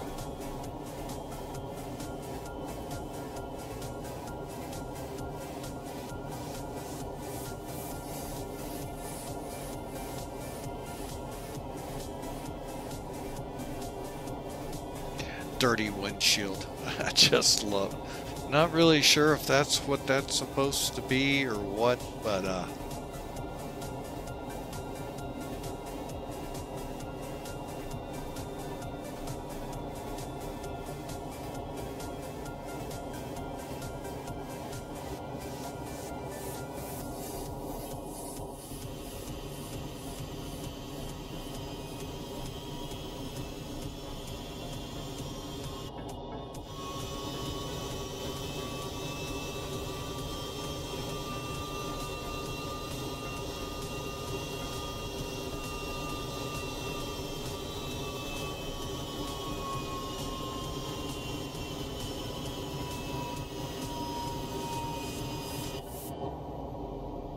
I am going to bring up AvTab.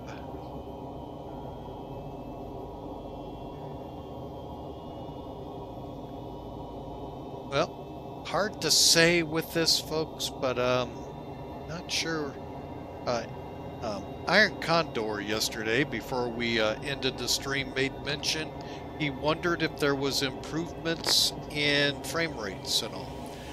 I told him I really didn't notice it in the TOLUS, but seeing us have trouble on takeoff with frame rates because we dropped below 20, I think we always have that problem with this aircraft, so that could still be a factor out there. Matter of fact,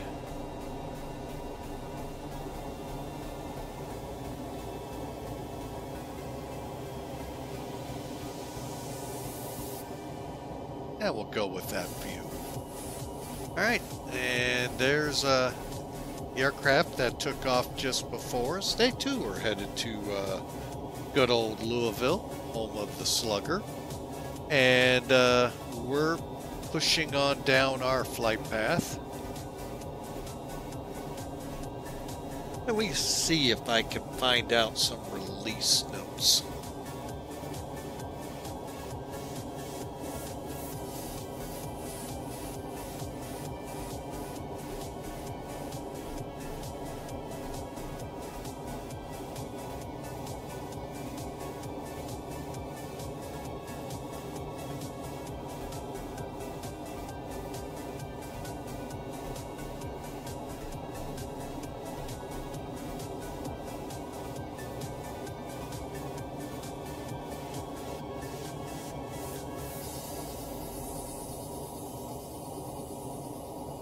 Alright, try something, folks.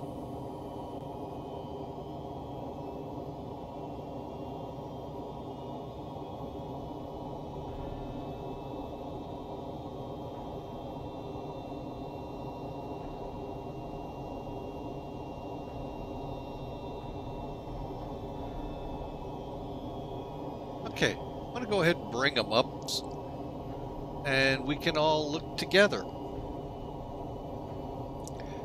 So bugs, let's see if there's anything. Okay, known stuff, here you go.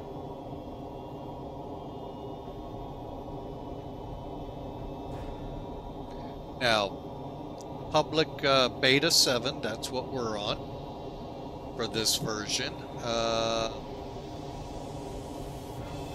Some of this stuff I've never played with, so.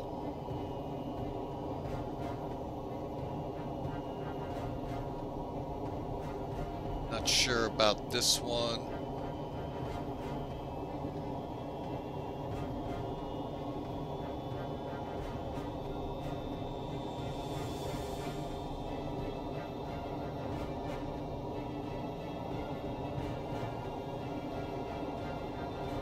Alright, so there you go, folks. That's what the latest is. They bring in features added?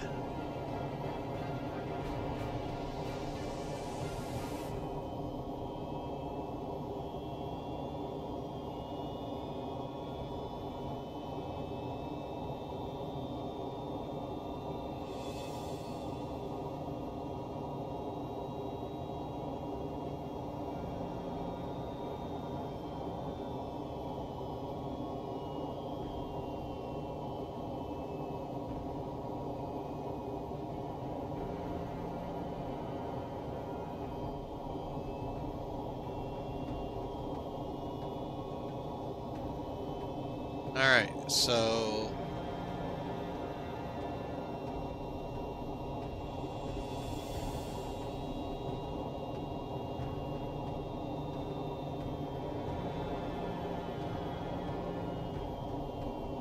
now most of this, I don't fly the Cirrus. I know somebody that does. Don't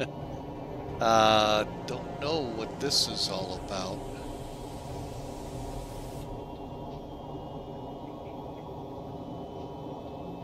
So, but anyway, folks, I thought I'd let y'all see what's going on here.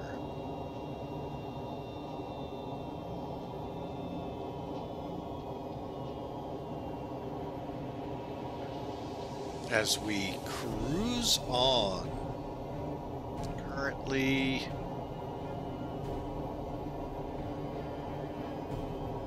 106. 63 miles out. I think we're going by Lewiston.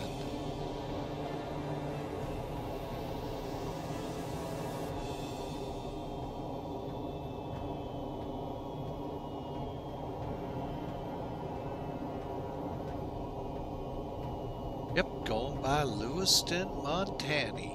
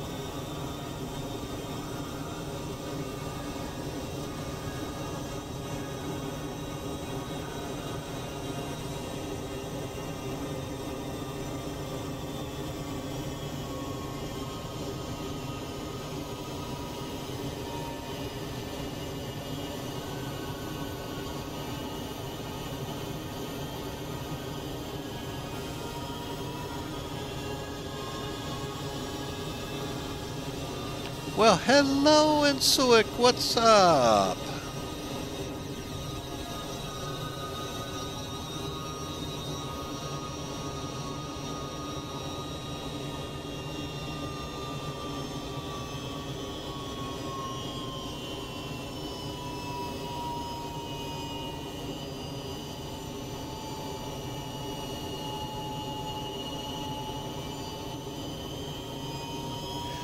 Oh, the dog here is being funny.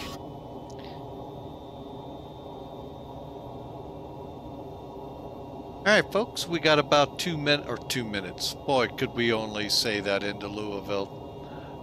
2 hours and 12 minutes. Awesome. Well, we did get a good jump yesterday on this. This flight today. Just couldn't sit for 45 minutes waiting and waiting. I said, let's run it. So we're on our way to Louisville. Got 2 hours to go.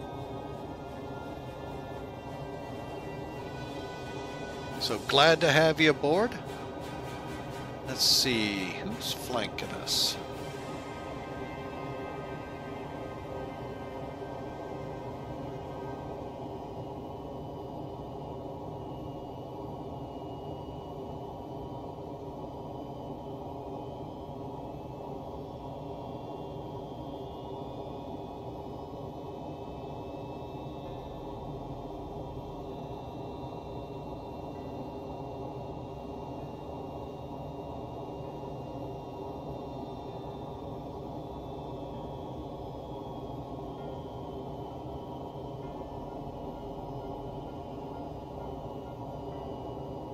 Yeah, that's where I'm kind of wondering if laminar is causing, not so much causing the issue, or it's something to do with the weather updates coming down.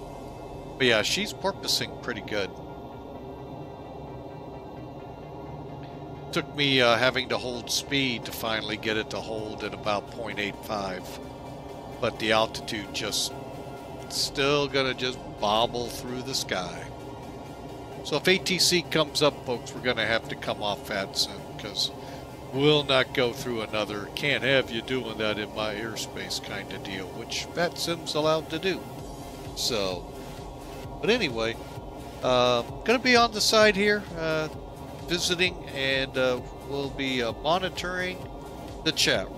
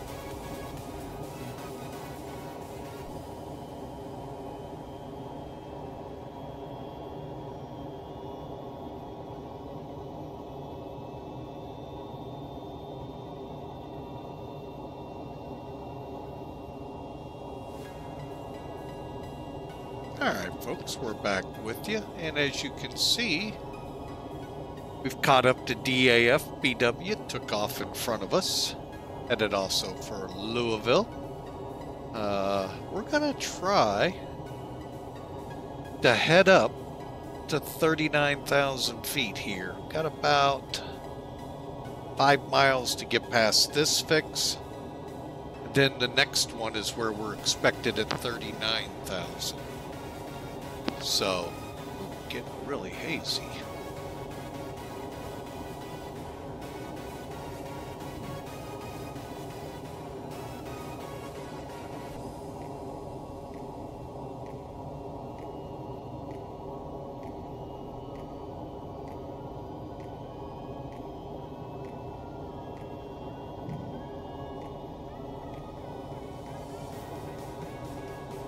But we have about 200 miles to look into it.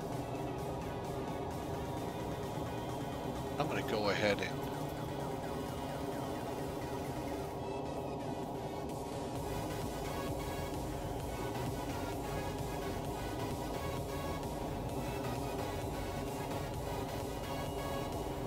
and see if it's going to climb.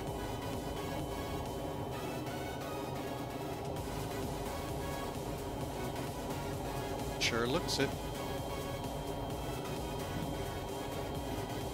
See if we can even get better winds up here.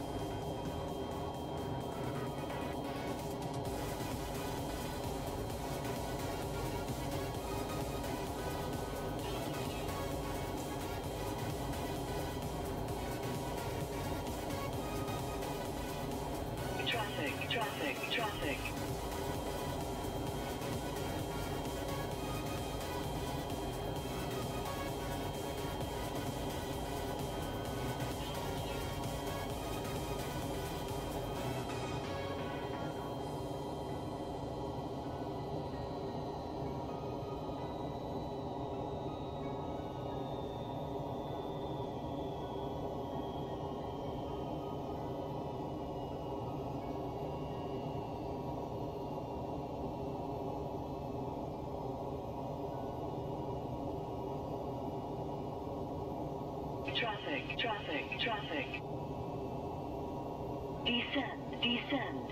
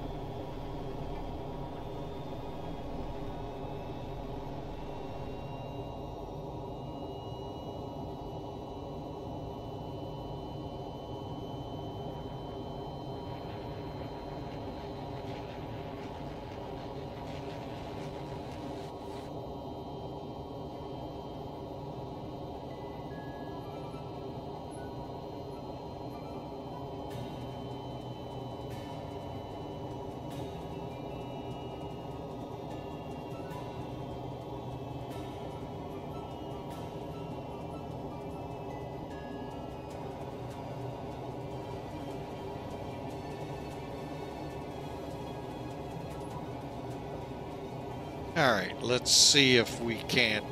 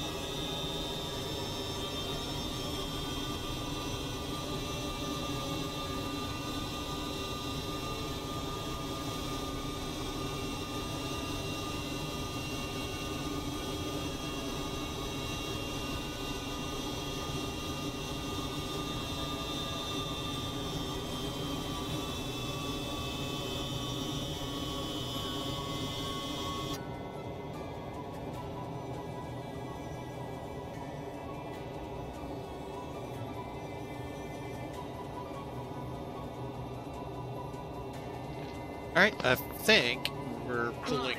Climb now. I already have.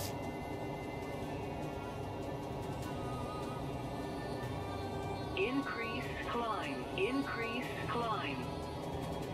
Okay, I guess we'll go to 40.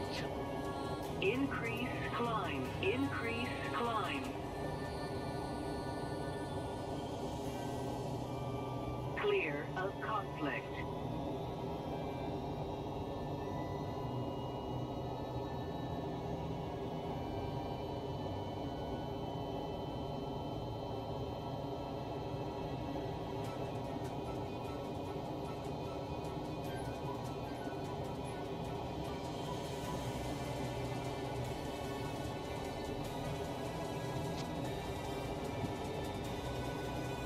All right, folks, we are clear of conflict finally.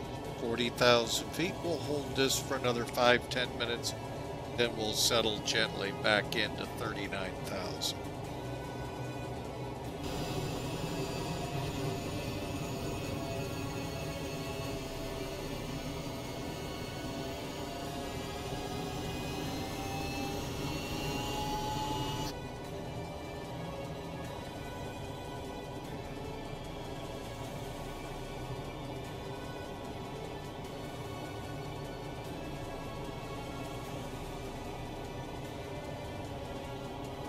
Alright, so I hope you're enjoying the cruise. That was fun getting around traffic out here at 1 hour and 50 minutes to go. Folks, if you're new to the channel, love for you to smash that follow button. Gives you the ability to know when we're going to be live next time with an email delivered to you if you turn on the notification. If you're on YouTube watching this replay, hey, we'd love for you to click like and the subscribe button. That way you're alerted to when new videos come out, and we know what kind of content y'all are tending to like with the likes and all out there. Hitting those little buttons help us out a lot. So, folks, thank you so much for being a part of the stream today. And if you'd like to enjoy this ad-free, you know, that subscribe button here on Twitch is the answer to that if you get tired of the ads.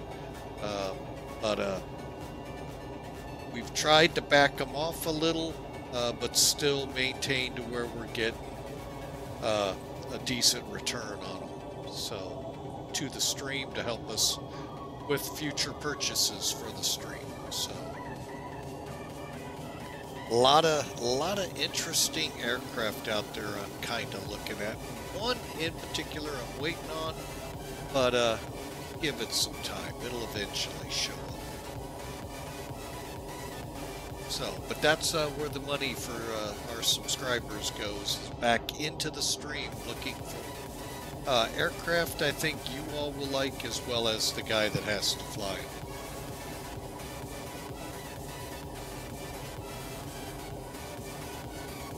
Alright, we're just going to kind of cruise on at 40,000 feet here, waiting for VATSIM to yell at me going, You're not at the right flight level.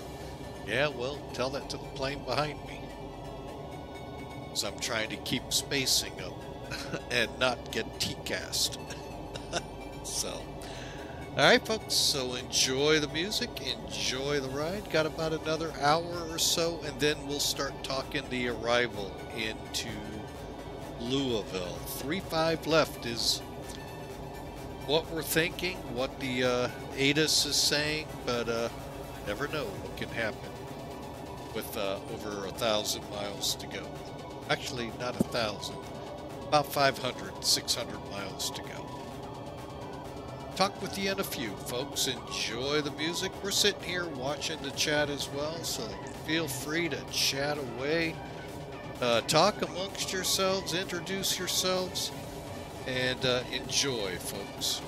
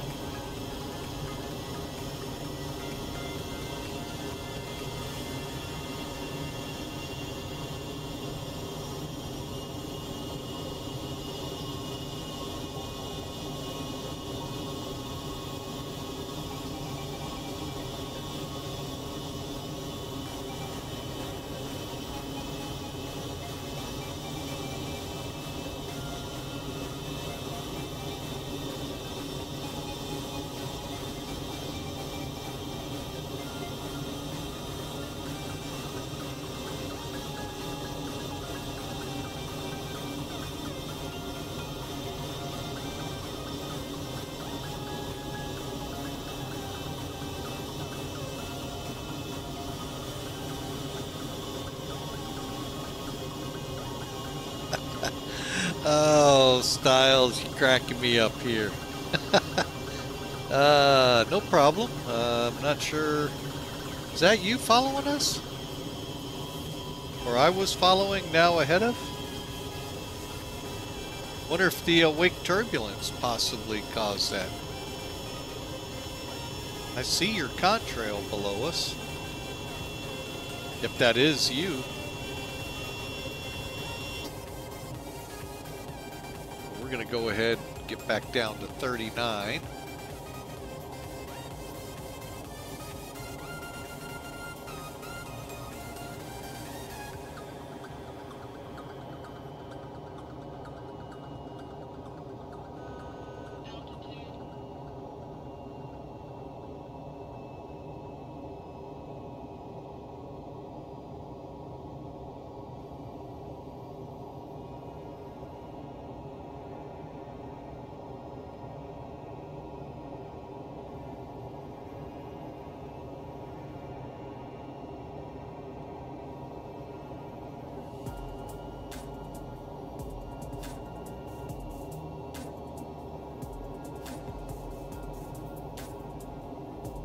Yeah, Styles, then if that was you, it's possible to wake turbulence from here, because I know that's modeled both sims now, so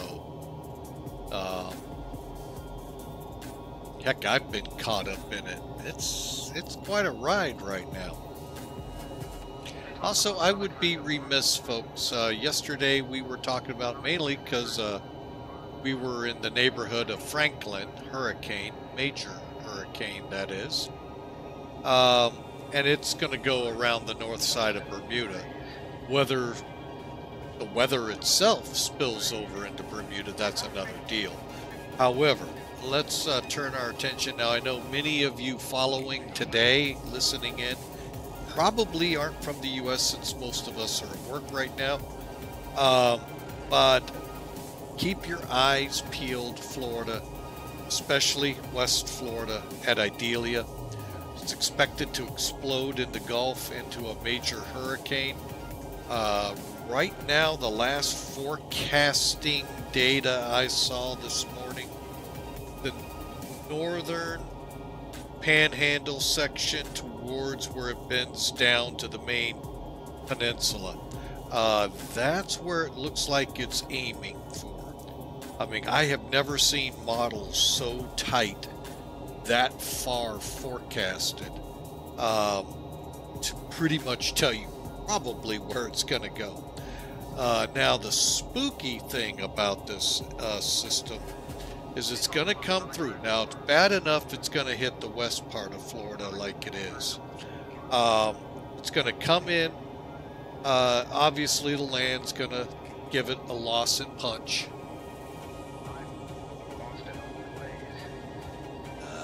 STW22 is controlling Louisville. Okay, well, we may or may not be on. We'll see how the autopilot holds. But when this thing comes back out over the Atlantic, folks, there isn't a lot of steering juice out there. This thing could, and folks, we're talking 5-7 days out, start possibly angling back for the east side of Florida or the southeast coast somewhere. So really, folks, down in the southeast, you ought to be focused on this. Forget all the other ancillary politic news out there. This trumps any of that.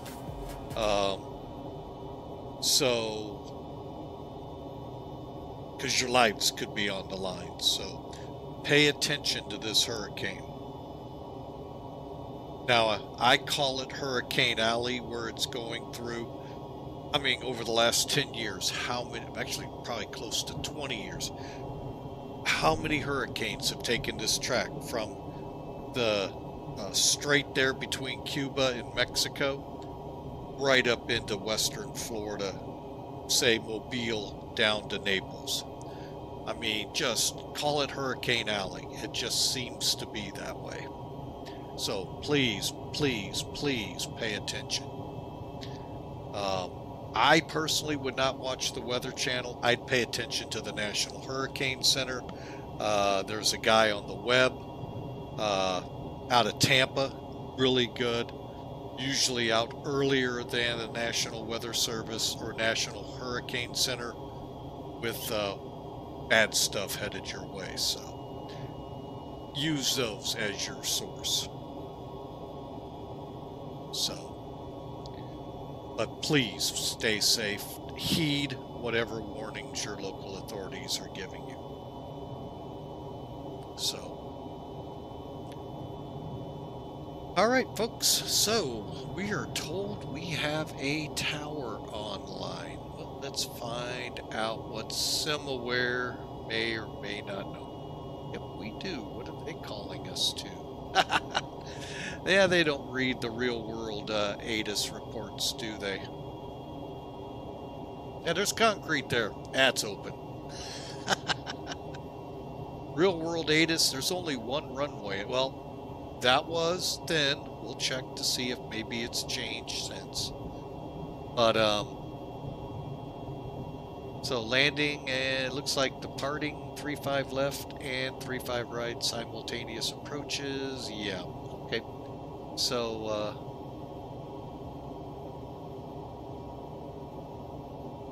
and see what we can see down here.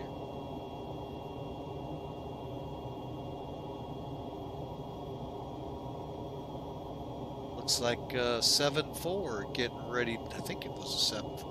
Yeah, 747 getting ready to head to Dubai out of there.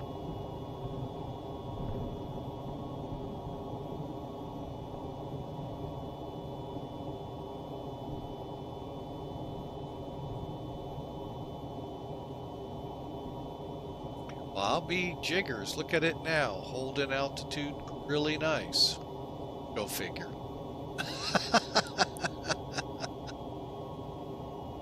Go figure.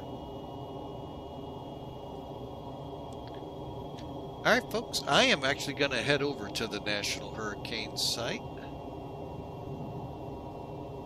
I also watch the hurricane hunters as they do their magic through the air to help us find out where this thing's going and is it still strengthening and all that good stuff. All right.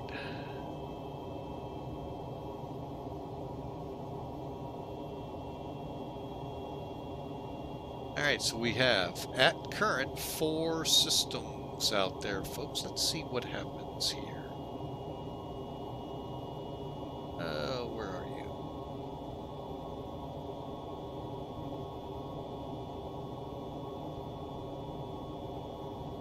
All right, so here you go, folks. 2-day graph. I can actually go to the 7-day. Now, they're not going to show us where named storms are going because we're not necessarily named, but tropical depression and higher. Because when you click on them, it'll bring in the data you need. Okay, and ideally, this is what I was talking about, where it just kind of goes into, oh, which way am I going to go, George?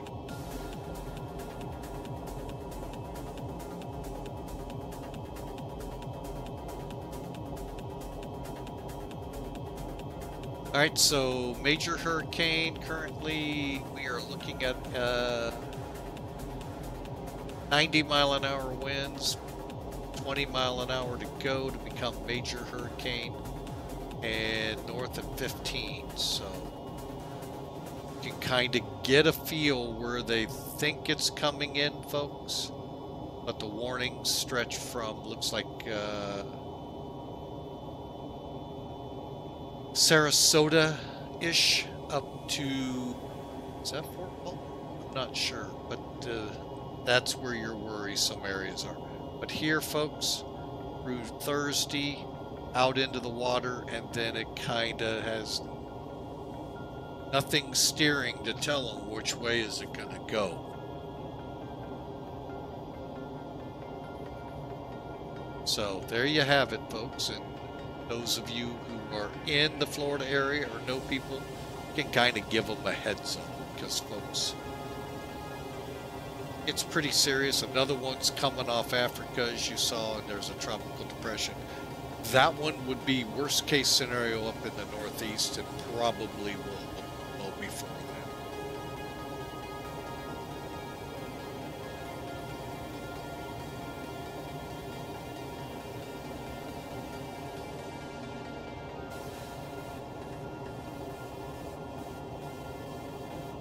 Okay, and let's see what we have ahead of us.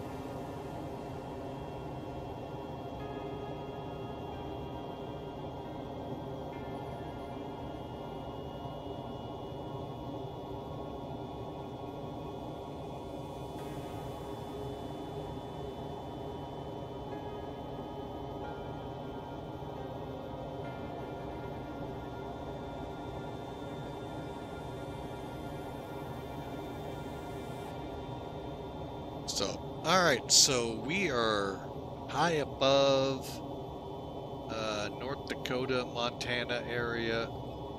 Actually, could be South Dakota. Let's see.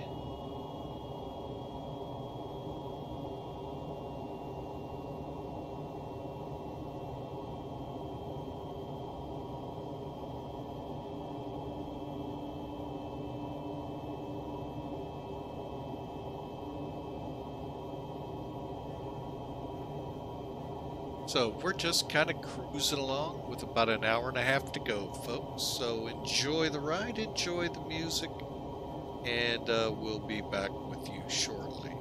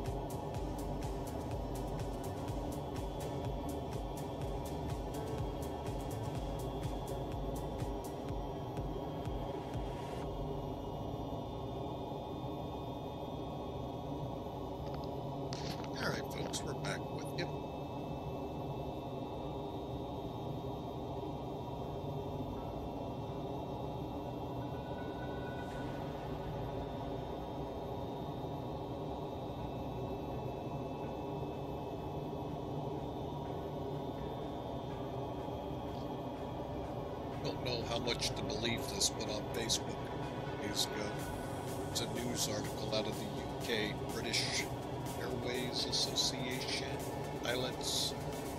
Get the name of the, assuming the union for British Airways pilots. 50-something% of the captains, I think it were pilots, reported sleeping in the cockpit while sitting in the chair. And something like 20% of those pilots woke up to see the first officer asleep. Or the co-pilot. Interesting little survey.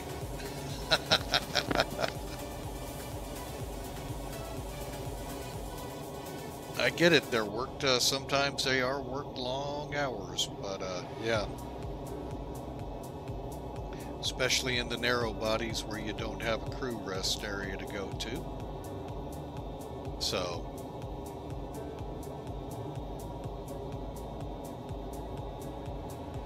heck, you get that porpoising we had going on with the MD-11 out of Seattle till about Great Falls. Yeah, I could see that putting you to sleep. Or worse. So, interesting news article.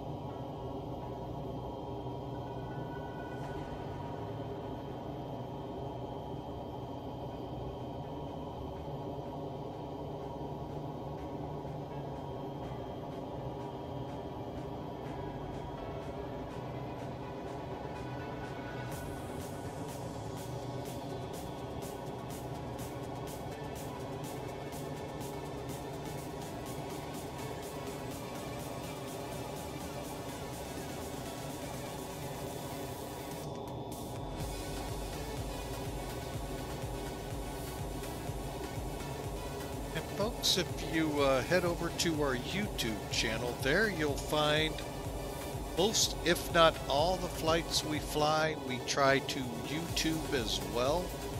We're not live on YouTube, but we just play the rebroadcast, the entire stream rebroadcasted over there. So there's the link to it. Currently, let's see.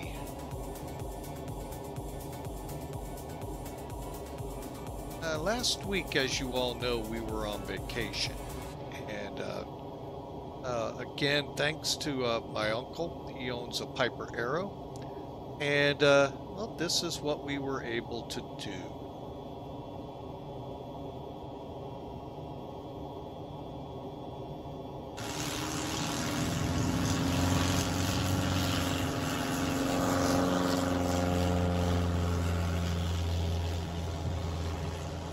You may have seen this short out there.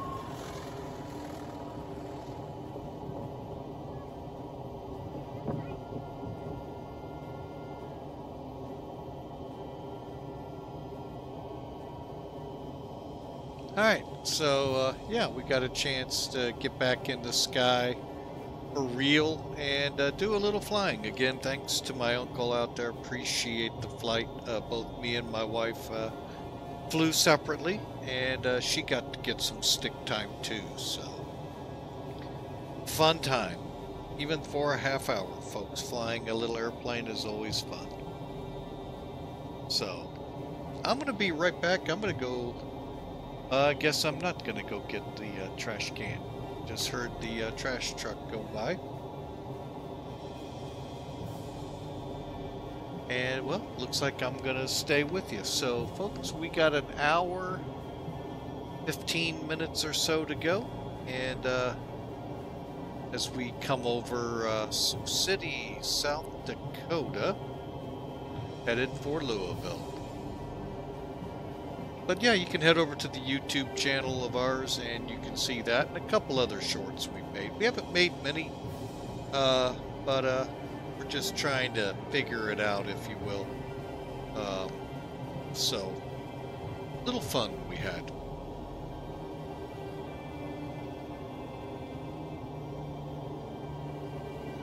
In the meantime, by the way, she's asking questions.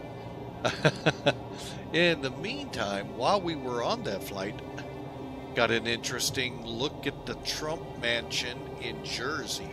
Wow, 36-hole golf course. Last I checked, it's only 18 holes and you did 36 by playing 2 rounds. Wow, to have 36 holes. So, pretty cool.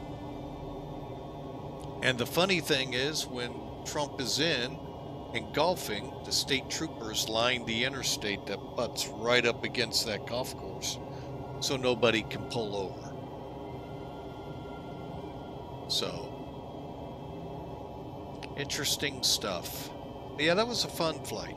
Fun time all around. Surprised my mom and dad for their 60th wedding anniversary, so fun time out there. And then got a day in Baltimore, which actually was pretty interesting. Not sure much else about the city itself, but down on the harbor front there, wharf, that was pretty cool. But we're back in it. Yesterday did a nice flight to Bermuda. Today we're trying to repeat into Louisville.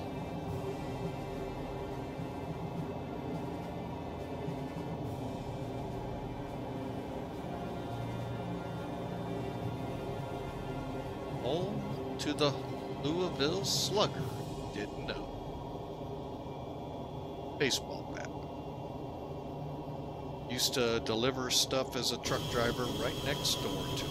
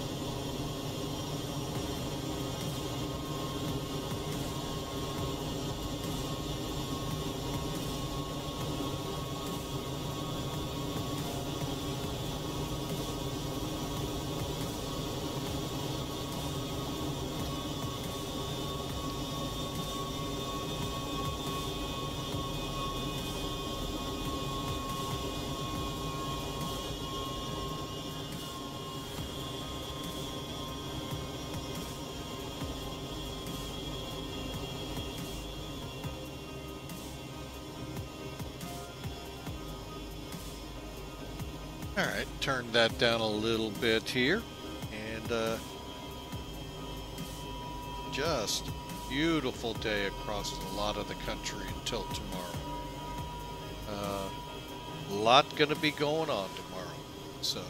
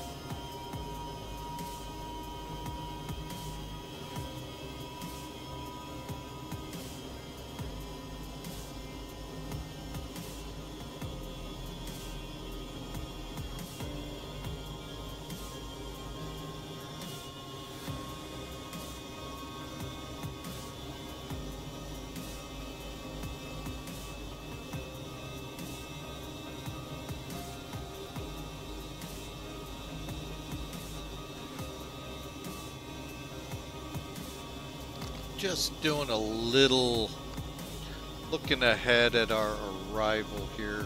We're getting close to an hour out.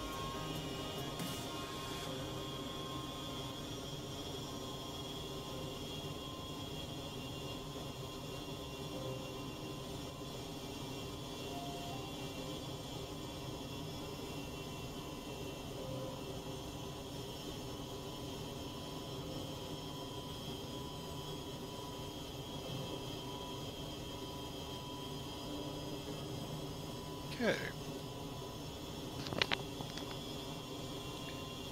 Let me check.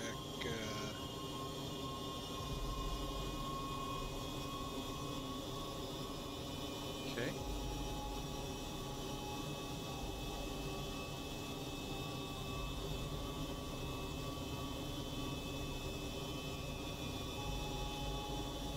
Alright, so I got a ballpark of what we're looking at for landing, but we'll see more as we get to that point here. Like I said, we got about an hour to go. We'll give it about another 10. Well, you know what? Now would be a good time.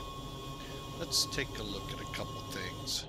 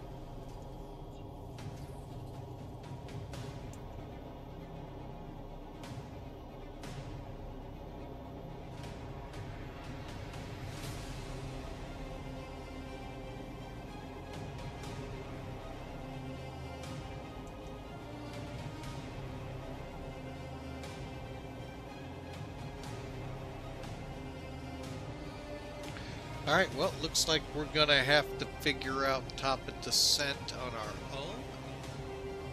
I was kind of looking to see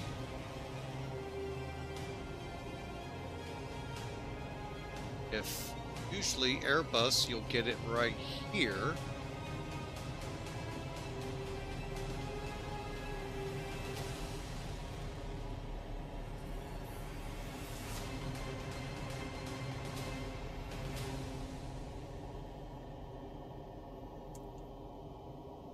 Oh, I know why. I just happened to see it. Did you all catch it? Because of our descent from 40,000, it's already got us in descent mode. So yeah, that's what's up. Alright, so we're going to have to figure it out ourselves. Alright, so we're at 39. We're going to have to come down.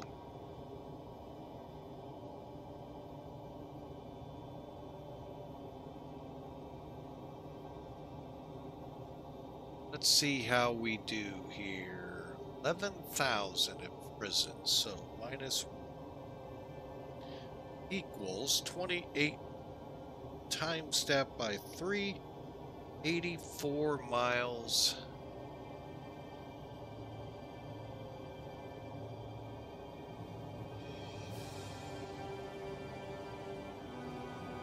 So about 40 miles from RAMSE. Okay, so we'll add in about 20, gives us 100, yeah, so about 40 miles into RAMSE. Just make sure I added right.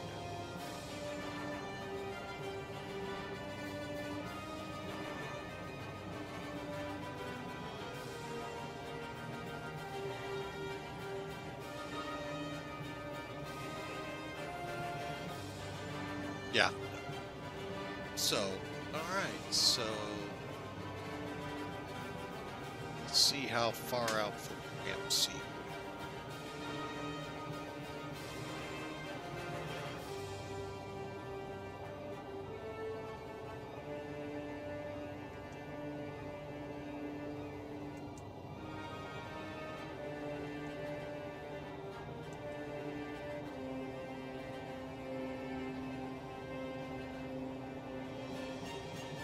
Yeah, this is all forecasting us in a descent right now.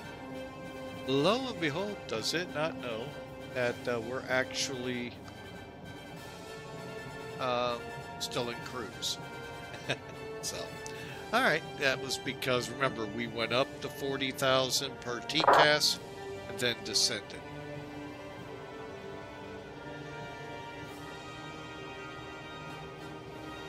Oh, and I see we had trouble again.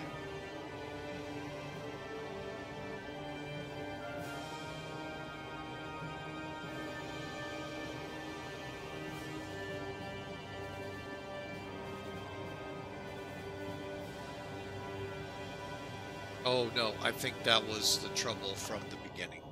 So I will be right back. I need to chat with the wife.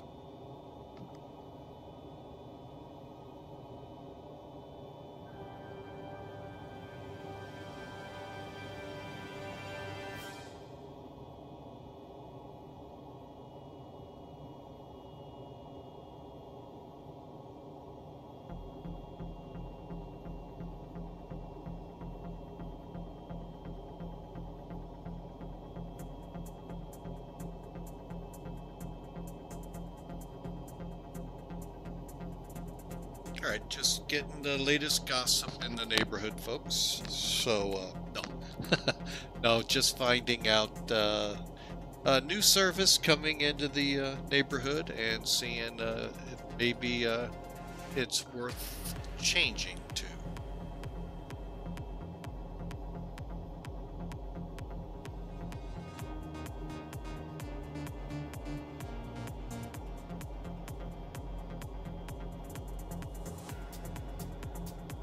Alright, so we are under an hour. Let's do it, shall we? Let's bring up some toolkit.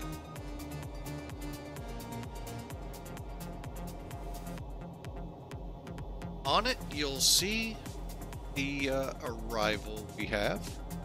The Frison 5 arrival. It's an RNAV.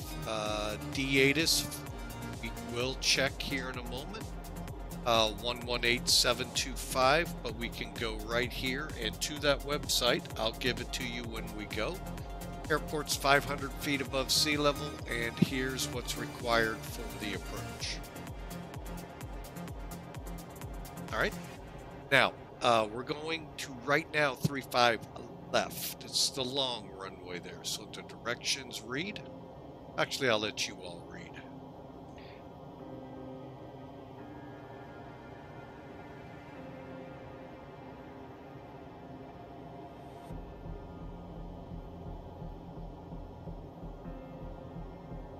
Alright, so if you didn't catch it, it's from prison, which is right here. We're going 3-5 left, so we're going to follow this right to here. And then we'll turn in for our...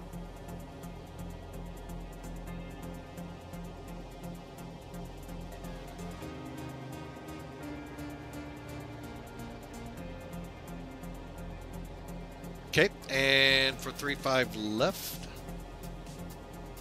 Well, you know what? Before we get into this one, let's go to that D8, folks. If you're interested in it, you can do this yourself on flights. Go to that website. Once you're there, it will look like this. Select your site. Go with SDF. And as 1456, hang on a second, let's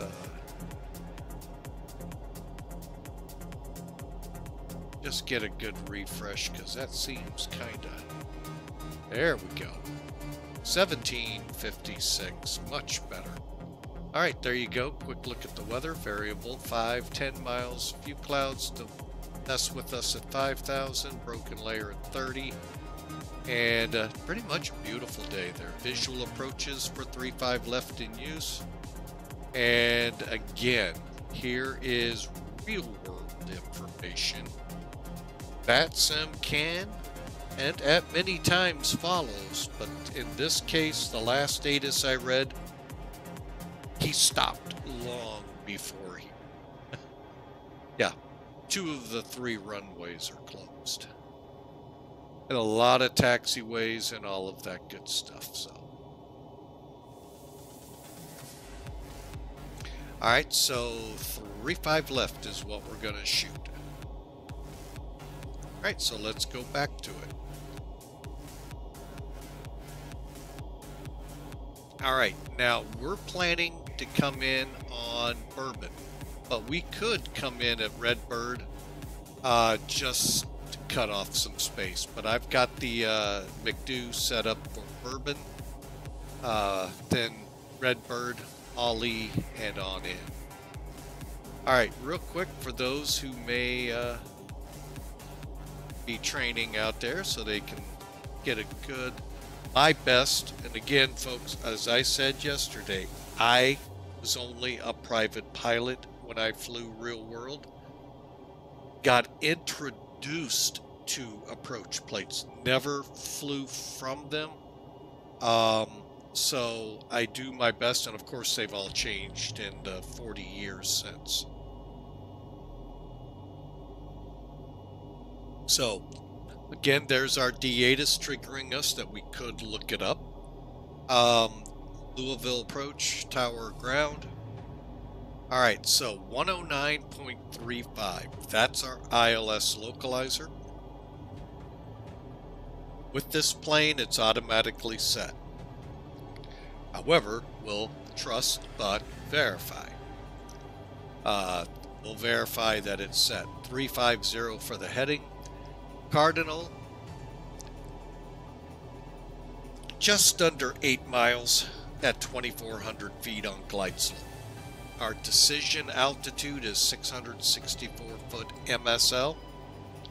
In the brackets here, 200 foot AGL. Folks, it's the exact same point in the sky. You decide which one you set the aircraft up for to use. Okay, no matter what, if you use a mean sea level, you'll still at 200 feet above the ground, it's going to go off minimums. Okay. Okay, climb to 4,000. It's our straightaway shot to our missed approach, which that's it, straightaway to 4,000 feet. Okay, here's our additional notices. Down here, though, this is the flight path. So we're going to come in at Bourbon. That's the game plan unless we turn in early.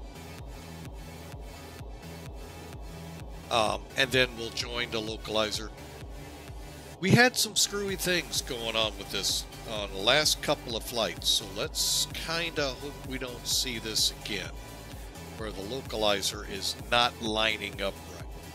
We'll see. Okay, finally, our altitude's 5,000 feet at Redbird, 17 miles out. Ali at 4,000 or above. These are all at or above. And then Cardinal, we know, is 2,400 feet. And that treasure map X marks the spot where we're on the glide slope. Coming on down. We're going to be about 140 knots, so it's 2 minutes 32 seconds if we time it to the 1.8 DME on the localizer. If we don't see the runway at that point, it's a go around. And as long as we maintain about a 743 foot a minute descent, should we lose the glide path, we'll still maintain that 3-degree glide path. Got a full ALSIF 2 approach lighting system. May or may not need it in the daytime. PAPI's on the left side. And finally, our minimums. 18 on the RVR or a half mile, 200 above the ground. Pretty standard Cat 1 approach. If touchdown lights or centerline lights are out, so long as we have a flight director, autopilot, or HUD, we can still drop to 18 on the RVR. Otherwise, you start seeing things go up as things go out. Now, if things were worse and below this, then we do the category 2, 3 arrival, which you're now beginning to get into auto lands. Alright, and then there you go with the how it looks. Let's find us out there. Getting ready to come into Iowa City.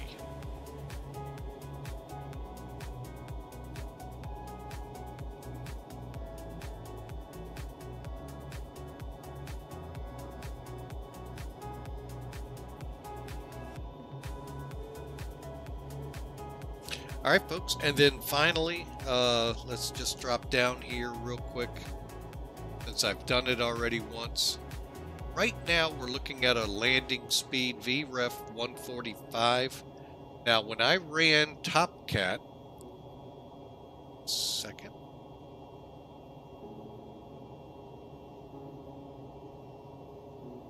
not too long ago, let's do an update.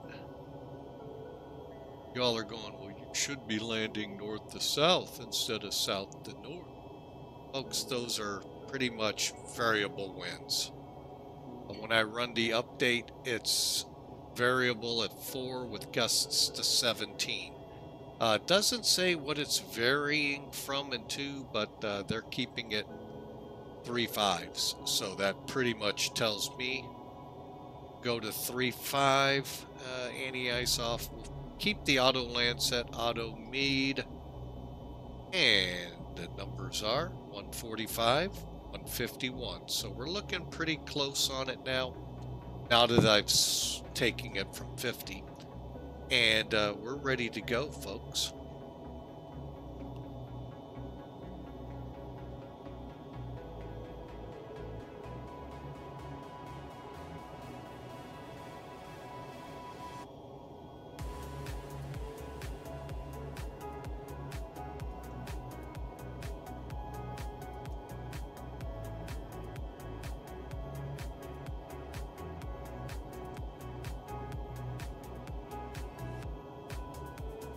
Again, it thinks we're descending because of that up and down we did out over Montana to follow TCAS instructions. So currently it thinks we're descending. But since I have the power set to 8.5, it's going to maintain it till I'm ready to bring it down. And like I said, that's going to be about 100 miles from Prison, and then we'll follow the approach.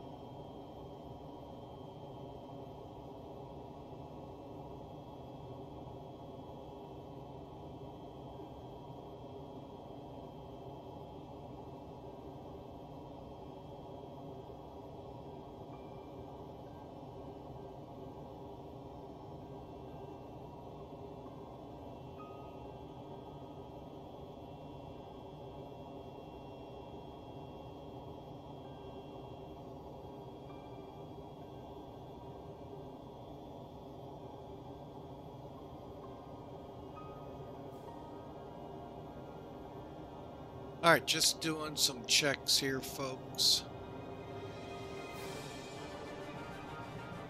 Let's see what's going on up ahead of us.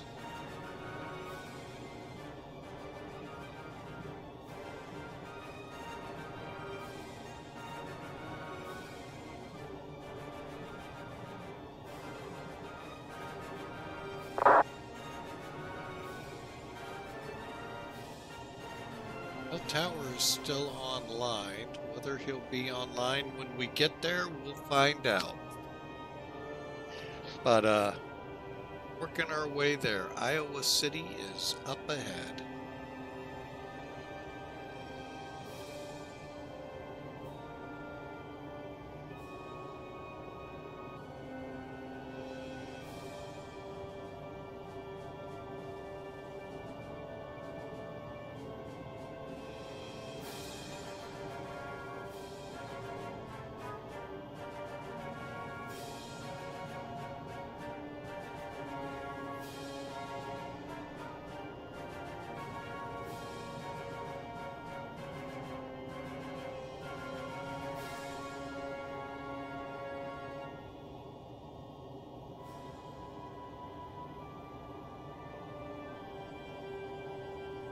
Alright, we got everything set up now, folks, for the arrival here on the screens. Hopefully, reversers deploy. Hopefully everything works like it should. So, folks, now would be a good time to put in a prediction.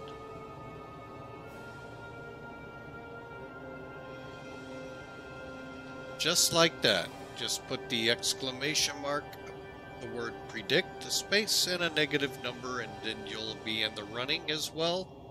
Let's see who gets the closest, because this plane, who knows what I'll do.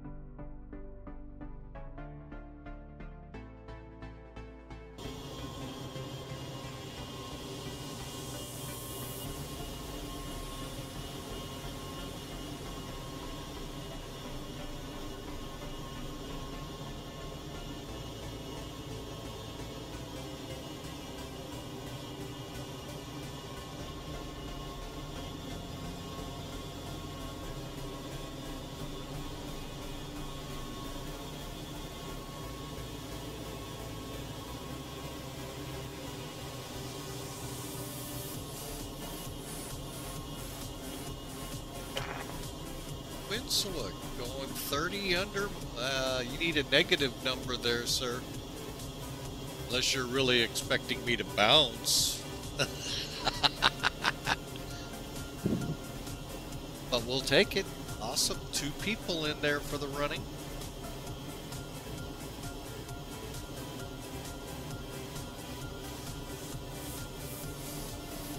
We tried this yesterday, and it seemed like Sim Toolkit either disconnected from the sim or something, but yet it still recorded the landing. I have no idea.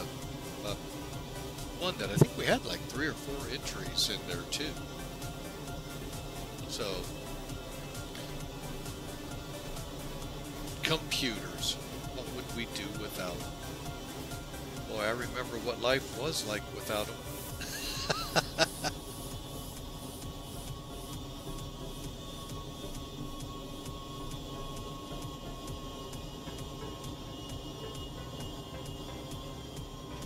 Wow, everybody's getting right around my number. Wow. Look at you all.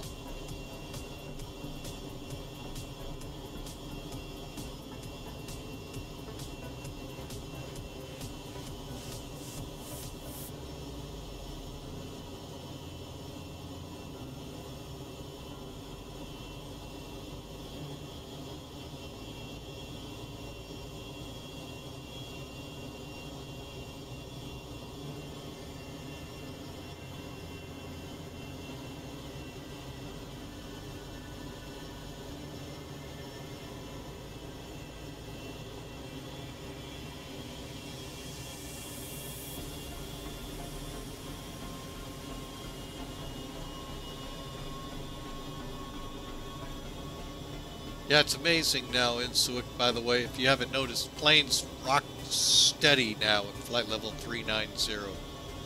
I think it took coming down from 40 to, you know, that's what I set it and then let it settle down. I don't know. It's kind of weird. But then that puts it in descent mode most of the way.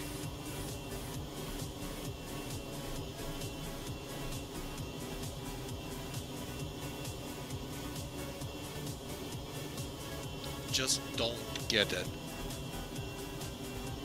Probably never will.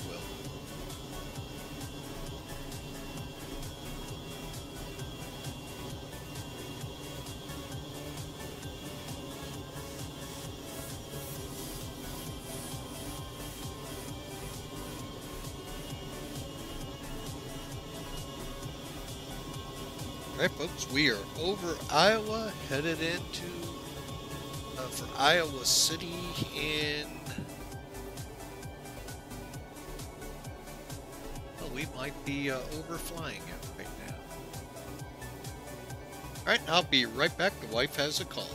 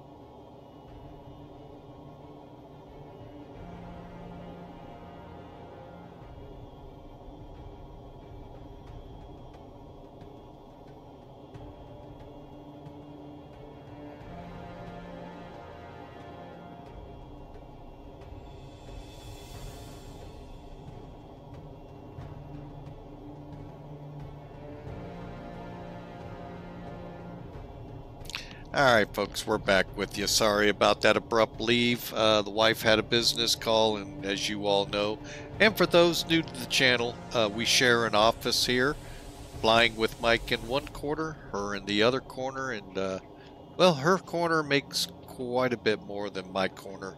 So when she gets a call, especially when it's regarding business affairs at the school, yeah, we go silent.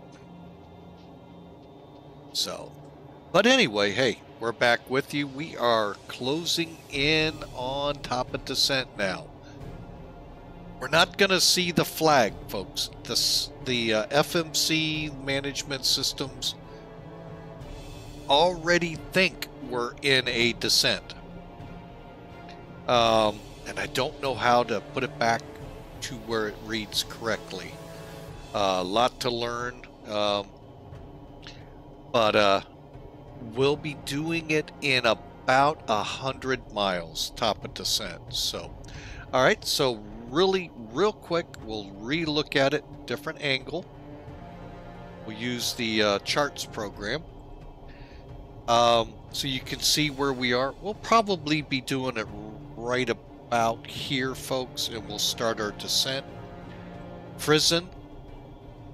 So, as you can see, we'll be coming over RAMSE while we descend to Susie, Uncod, and into Frizzen.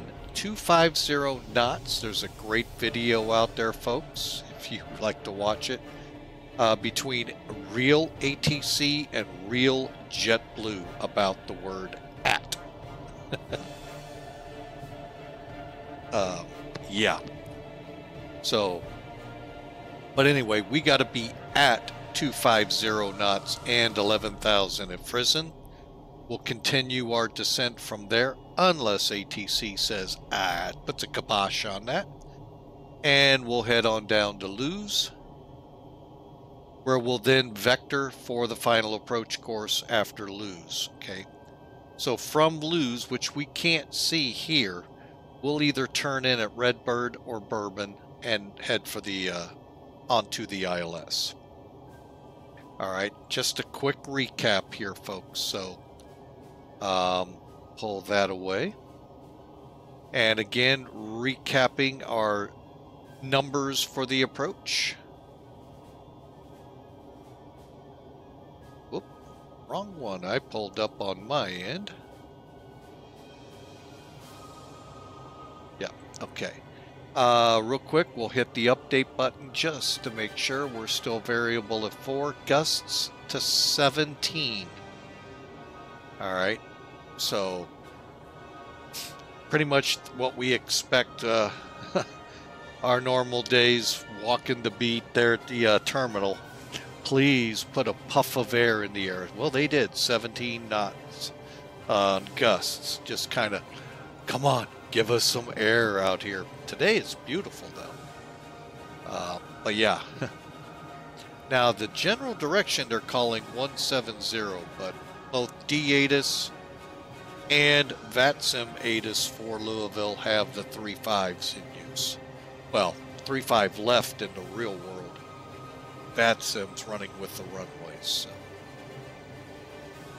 Okay, 35 degrees on flaps.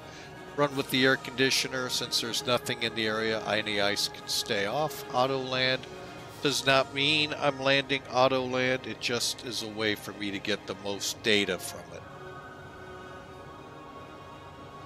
So we're going to need 6,500 feet of runway, and leaves us with about 5,500 feet of runway if we do it right. So real good setup here. 146, 151 for approach, and we need just under 8,000 feet for the distance required. And we have no reductions in distance or MELs to worry about. I don't even, oh yeah, they do. Wow. I always like to check in there every now and then, see if the airplane actually does have MELs. There you have it, folks. We're starting to see some of that haze known for the summertime. And we are now 70 miles-ish. We'll call it 60 to 70 miles from top of descent. So now would be, again, time to put in a prediction if you haven't already, and to get a beverage of your choice and some popcorn as we get ready, because so far we're batting 1,000. Not one of our flights we were able to go and fly the toggle replay mode. Every one of them crashed to desktop, so we're not going to do that today. So, and with the YouTube video out later tonight, you'll be able to watch it all you want there.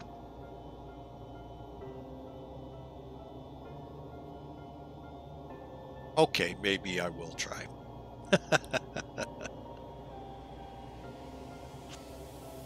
All right, folks. So again, we'll catch you in a few minutes as we draw closer to that top of descent mark.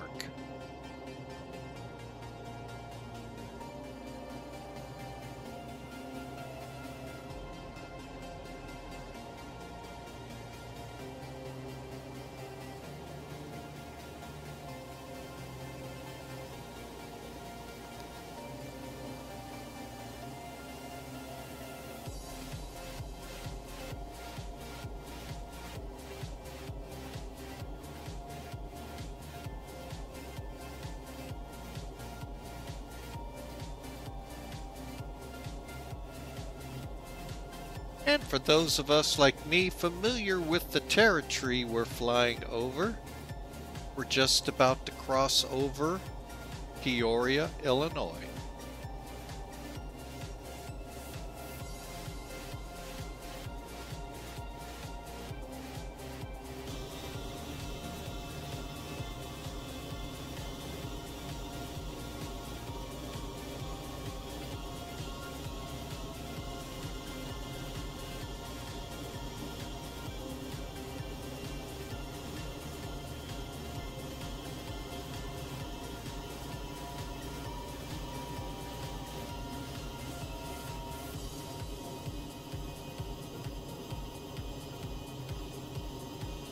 And if I'm not mistaken, that is the Illinois River.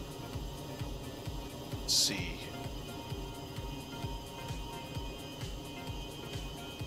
Oh, I could be mistaken.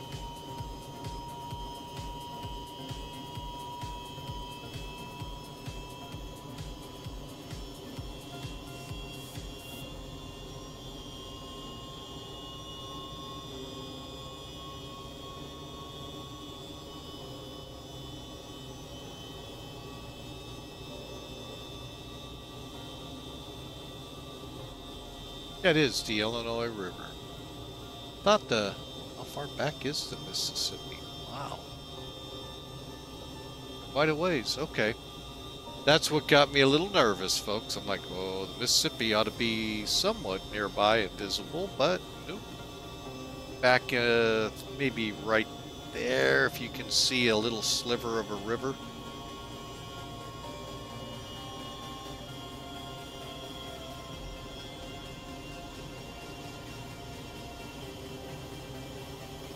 And there's Peoria's airport. All right, we got a little bit of cloudiness up towards the Windy City. Good place for it.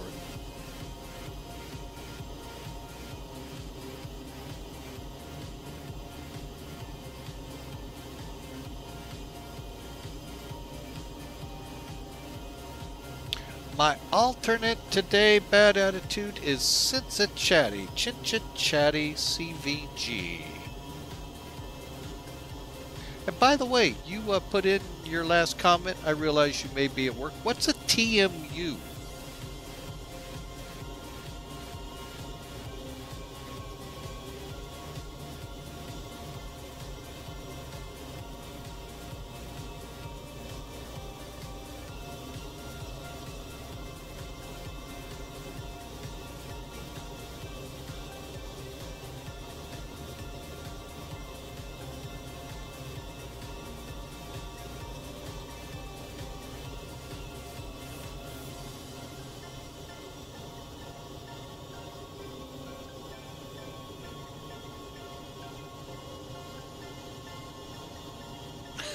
Headphones just... Okay, note to self, don't get a cordless headset. No, I've actually been thinking about it, but that was one of my fears. Don't know if you have cordless or not, but that was a fear. All right, so let's see how we're doing here, folks.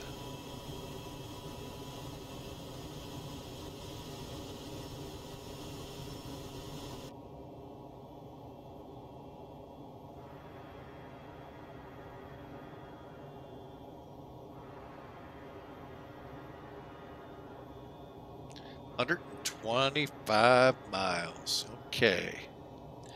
So we're down to about 20 miles, folks.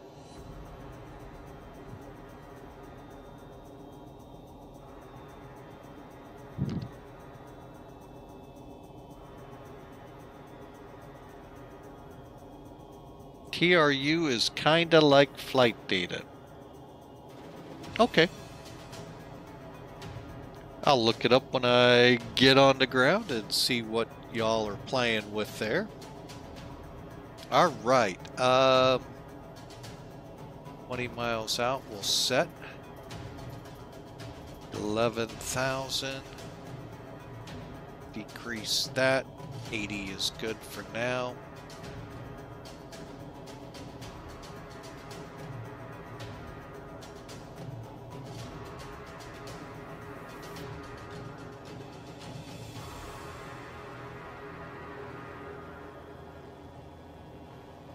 All right, let's see what we have around us so we can start our spacing.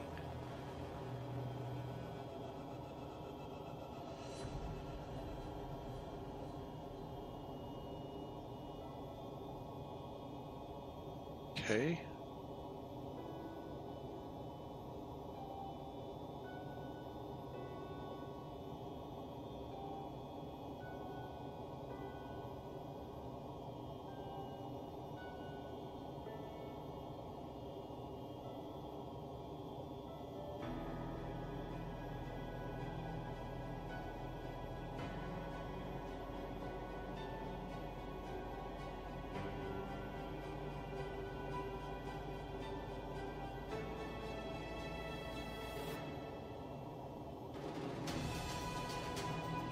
All right, down we go.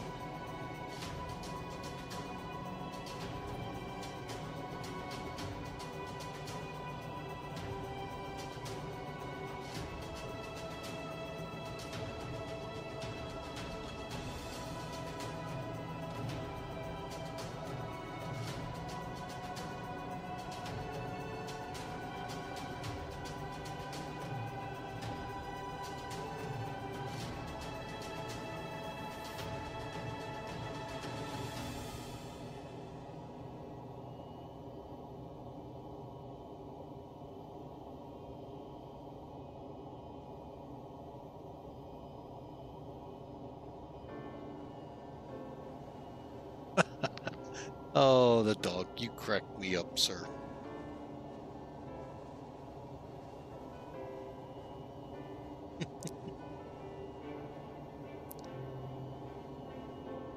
All right, we are coming down, folks, through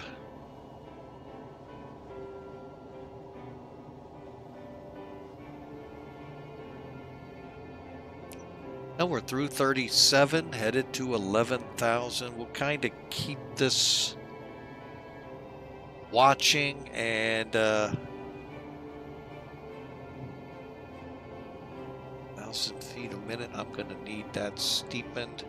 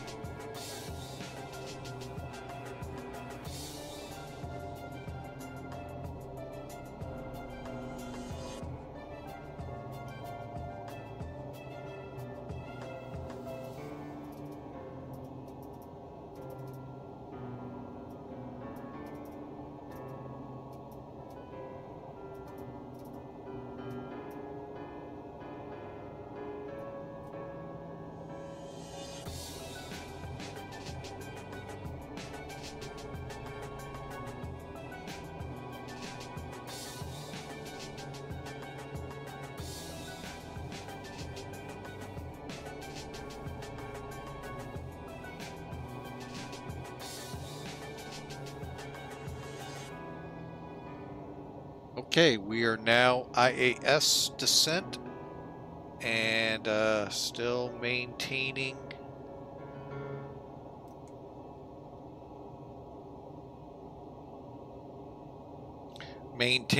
our descent.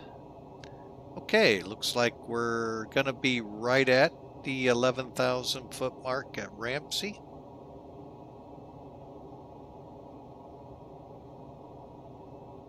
Gonna go ahead and kick a little bit.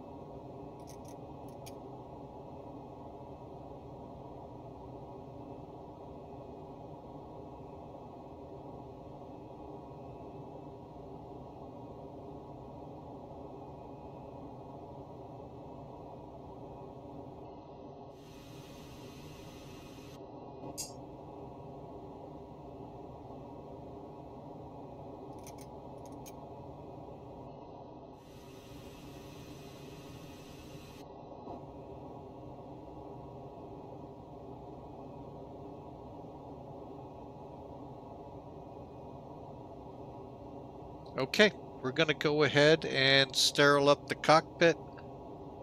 Let's go ahead.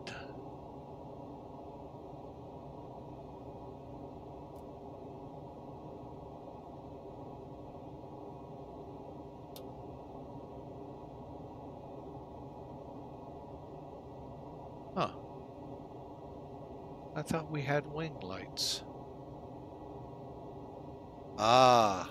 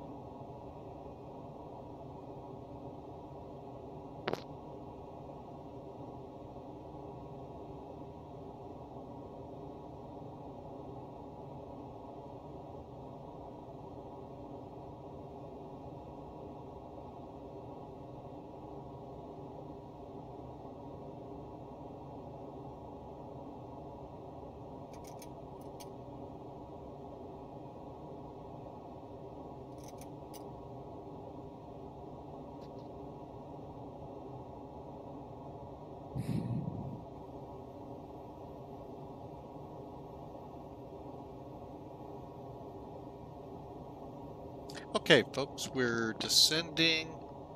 We're trying for 11,000 by RAMSE, and RAMSE, I'm sorry, by Frizen, 250 knots. We'll start slowing down here shortly.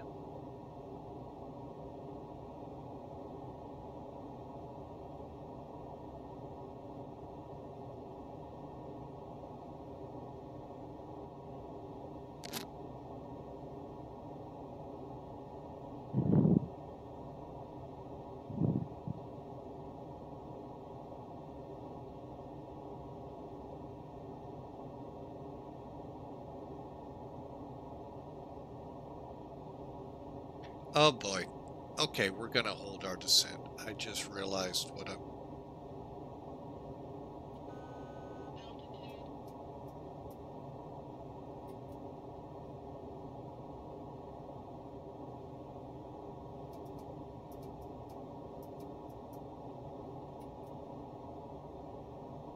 Get those speed brakes in.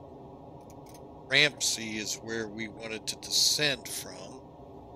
I descended way early, so we're down to 23,000 feet. long before. I just happened to look on the gauge here. Frozen. It's getting hung up on RAMSE. So about Susie, we'll start back into our descent.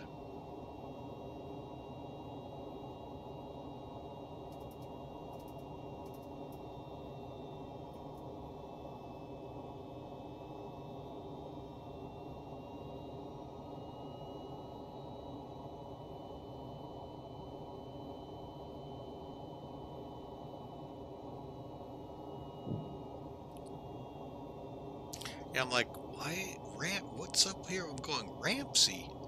Frozen was the 11,000 foot mark. I got myself all turned around on that.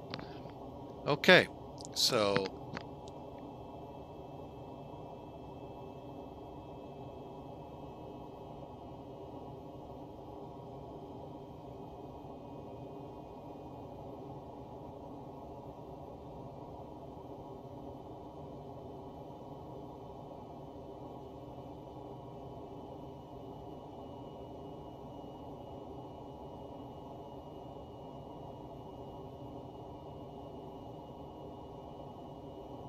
all right, so let's run just a couple more songs, and once we cross RAMSE and Susie, then we'll go back into a sterile atmosphere.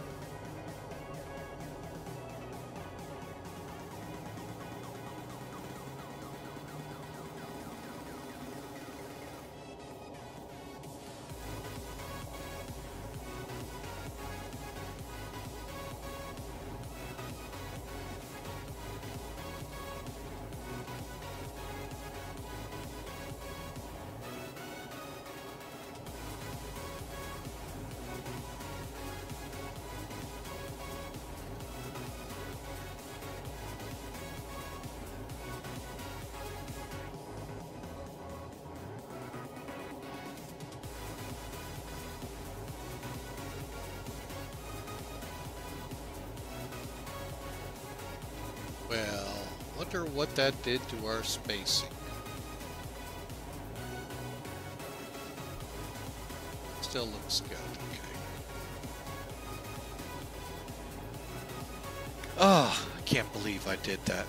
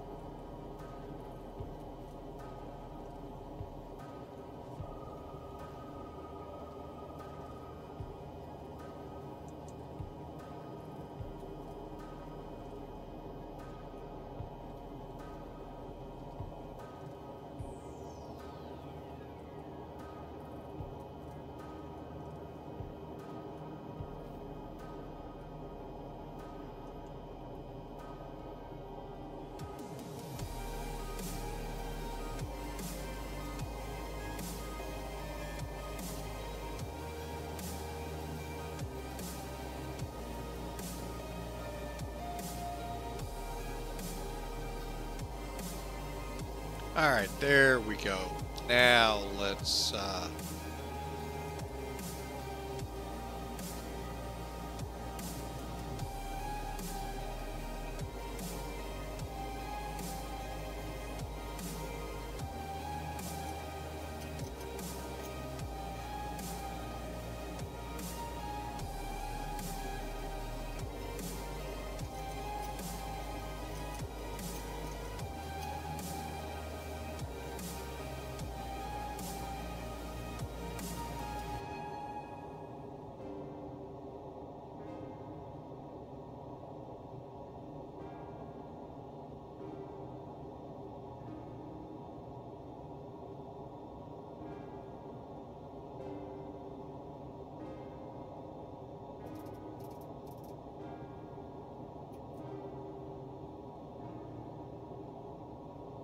okay, we're set for 250 by there.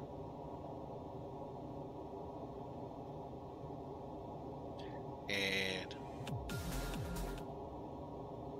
kill that music. And let's now set up for Frizzen at 11,000. Okay, altimeter.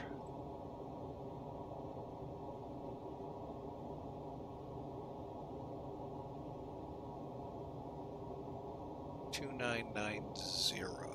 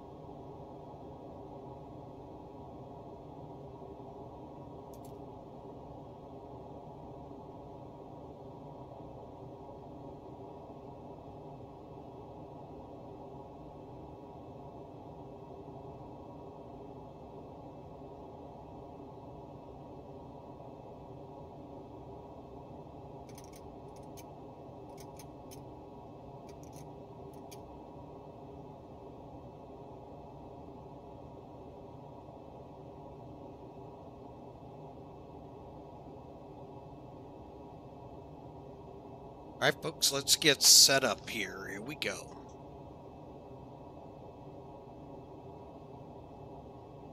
Got about 14 miles to go to get to prison, and then we'll just continue on down. Oh, let's make sure he hasn't changed anything since last checking.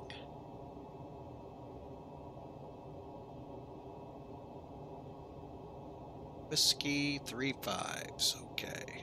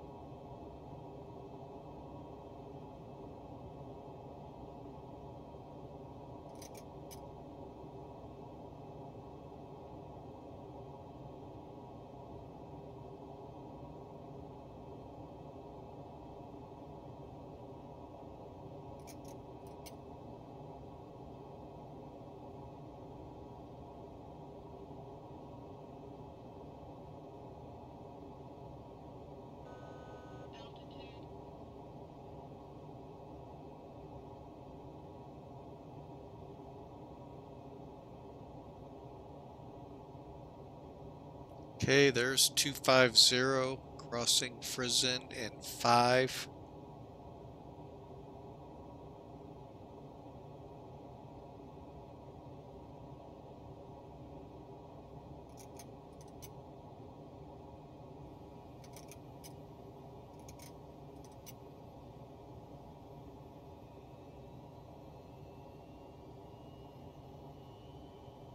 All right.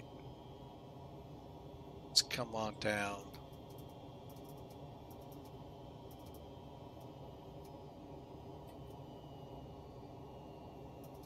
Actually,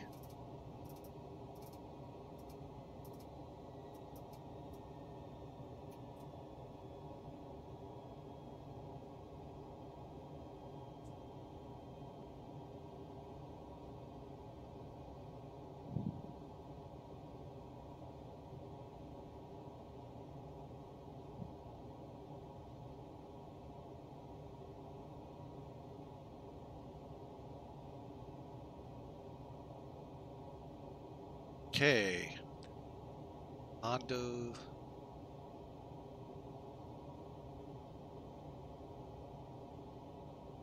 Okay, so we should be able to see it by right here. Unless the haze is just too thick. Then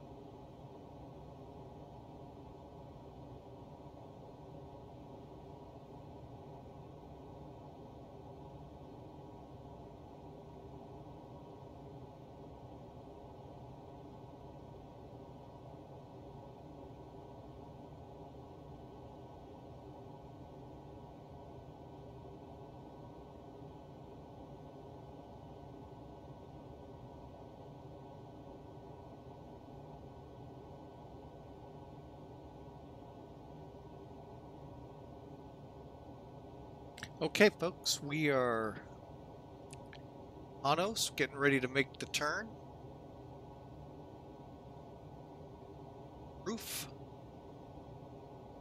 Ralph, however you want to say it.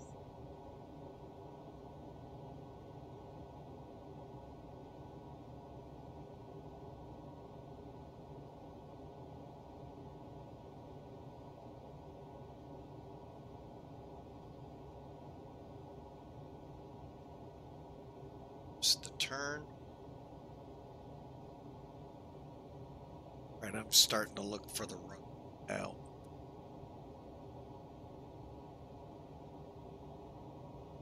Oh, we're still quite a ways away. Let's get closer to the Ohio.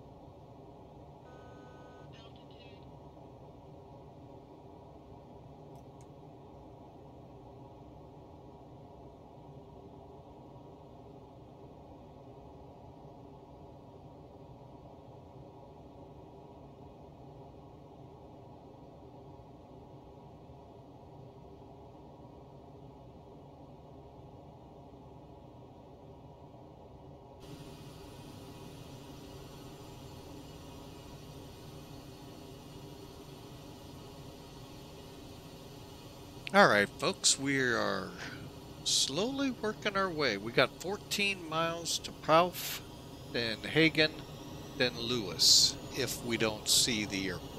We'll call the tower when we do.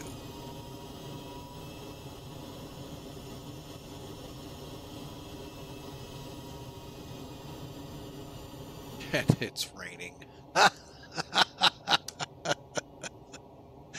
Oh, I'm laughing. Because, let's see. 0, 0, 0 rain anywhere south and north. I do not know why I get so much rain. I'm gonna have to really start looking because it's kind of funny. I shouldn't be in any kind of rain, folks. It's clear skies for the most part around Louisville, other than directly over Louisville.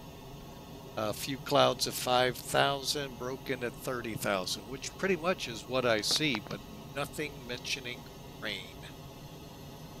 Not even in the forecast. Oh, that's funny.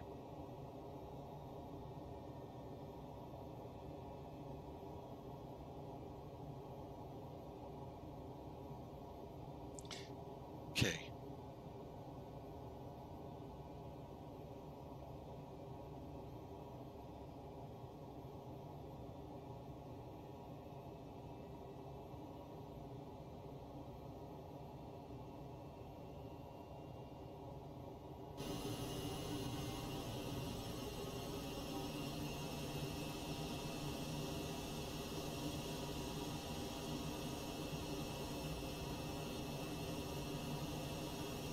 Okay, we're going to make a turn now to the left. About 15 miles straight off the should be the airport. There's the Ohio River right here, folks. Maybe?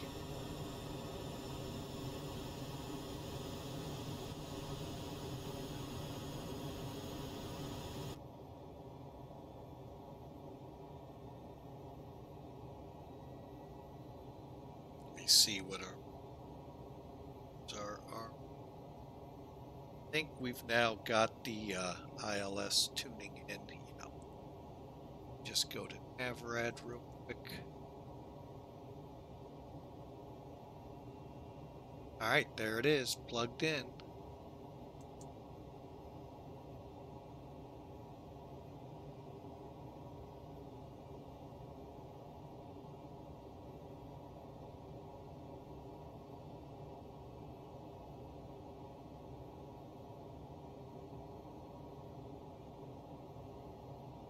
There's the airport, right there.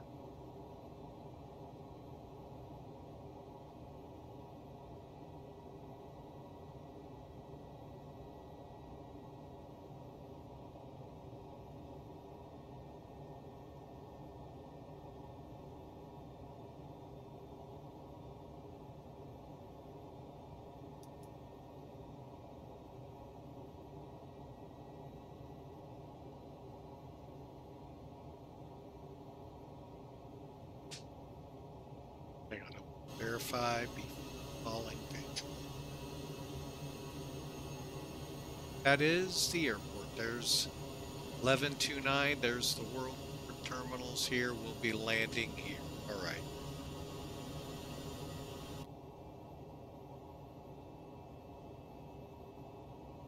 Louisville Tower, UPS 984 Heavy, airport in sight, about ready to turn right downwind for 5 left. UPS 994 Heavy Louisville Tower, alright, call me on final. Call you on final. We have whiskey as well.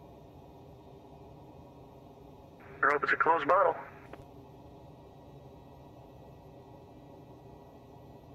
Never on my flights.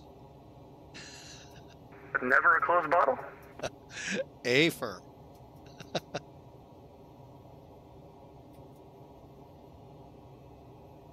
Okay, let's go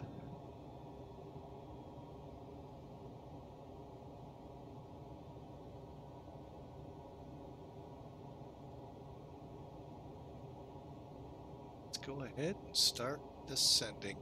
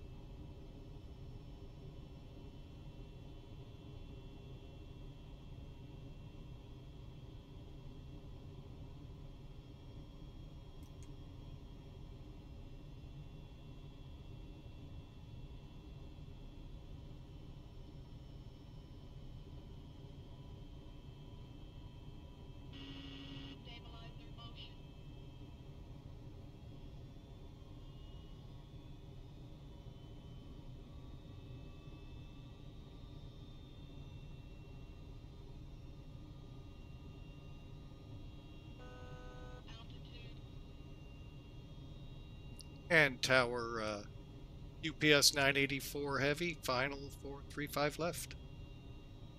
UPS 994 Heavy, the wind variable at 4 gusting 17 or much 35 left, you're clear to land. Clear to land, 35 left. UPS 984. You sure you got 994? That's what the call sign is coming up. I'm sorry if I was calling it wrong. 994. Sorry about that.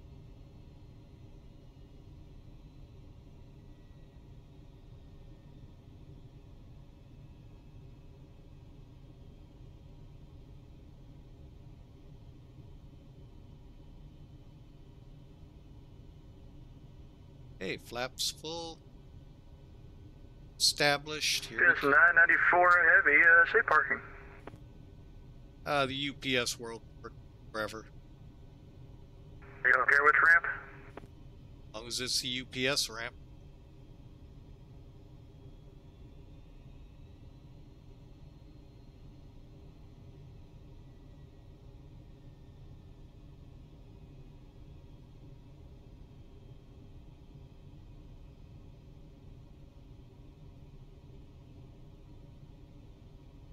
I was under the impression UPS had that big ramp to the right of the runway.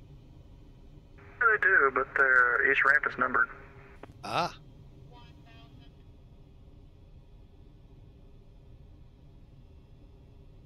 The 747s usually go to ramp 11 or 9, and I don't know really where the other aircraft go.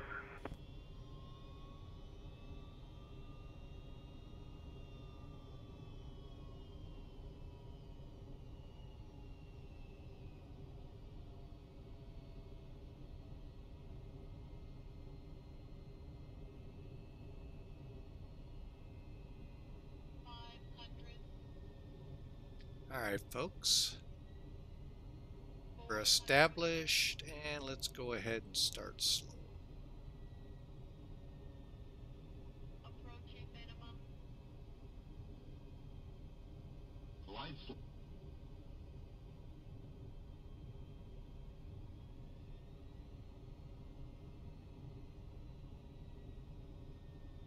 Lights low. 20. 10.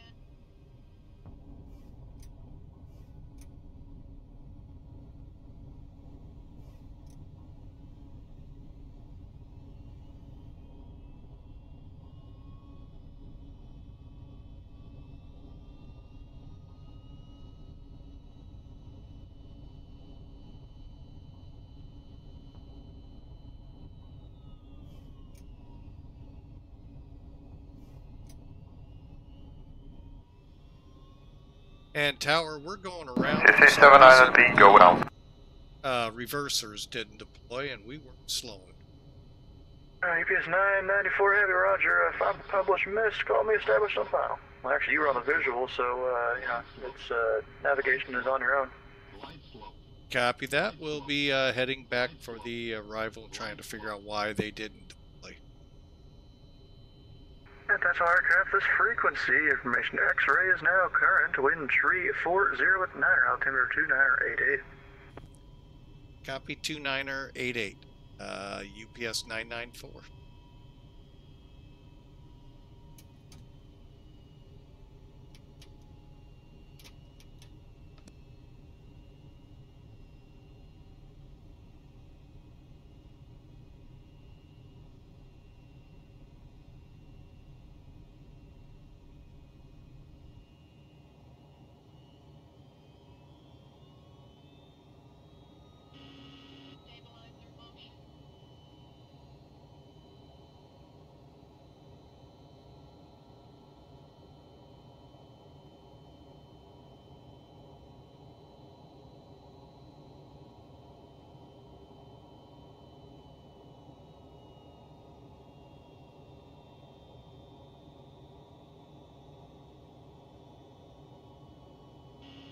Stabilizer motion. Stabilizer motion.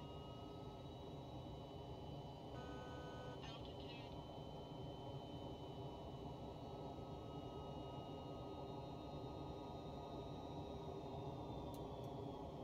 UPS 994 heavy, if you're still on this frequency, there's traffic to your 12 o'clock, 4,600 descending.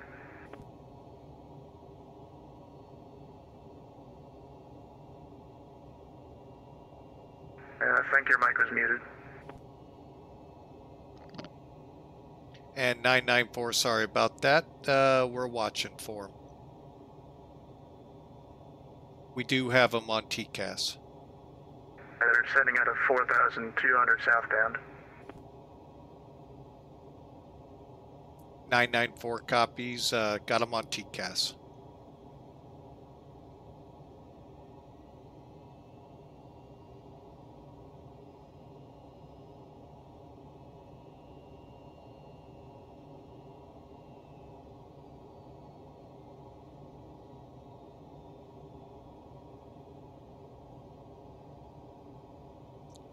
Right, why did they not deploy again?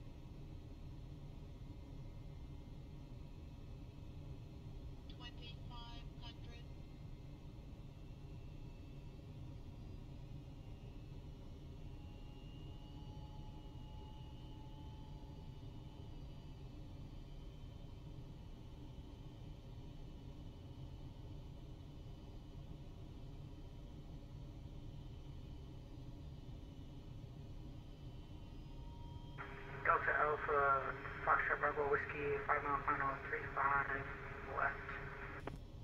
Delta Alpha Foxtrot Bravo Whiskey, Louisville Tower. The wind is tree 40 at 9 altitude or 2988, runway tree 5 left, you're good to land.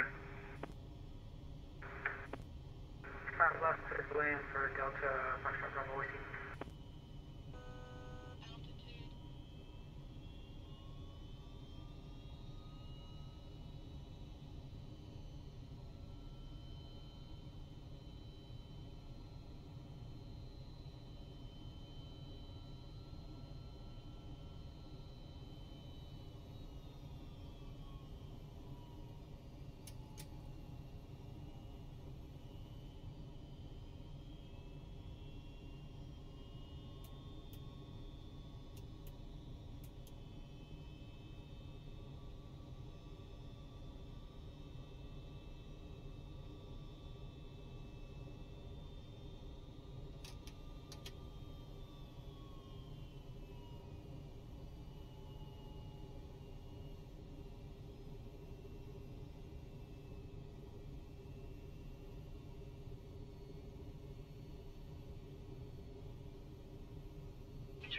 Traffic.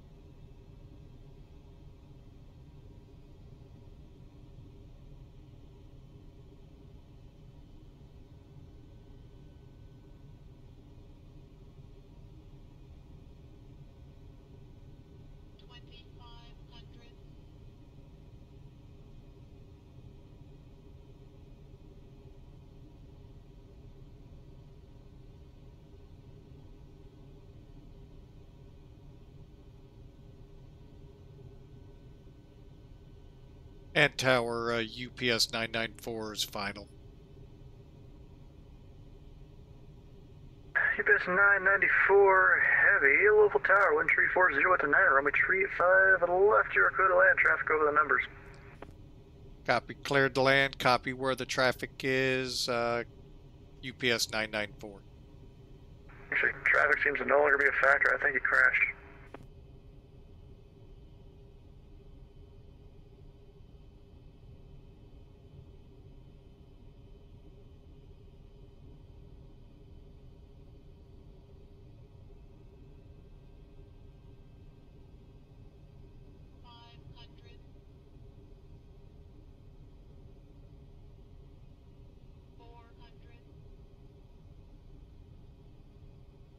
All right, well, fuel's becoming a problem.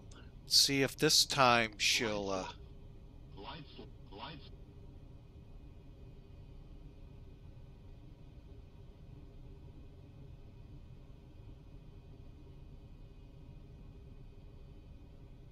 Lights slow. 20, 10.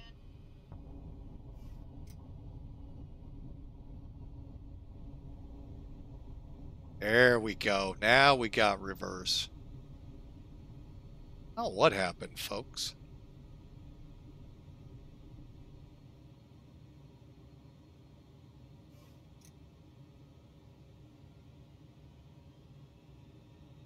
And tower, this time the reverser's deployed.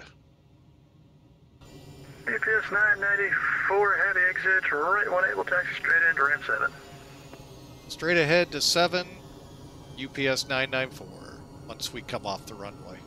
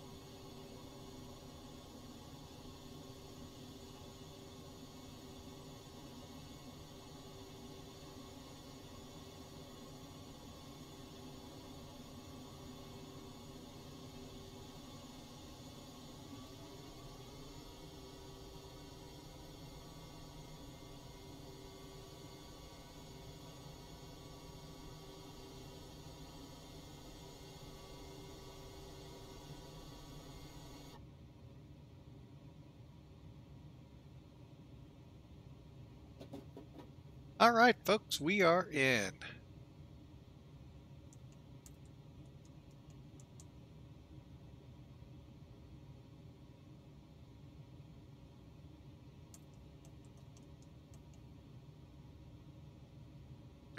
All right, let me figure out where we are in the checklist. I have no idea, folks, why those reversers do that to me. I'm just glad I had enough runway. Get back up and out of there. So radar off. Transponder. And tower UPS 994 is in the blocks. Thanks for the ATC. Have a great one. Have a good day. All right, let's go ahead, turn off that. Okay. And yeah, folks, we would have had a fuel emergency had we gone around again.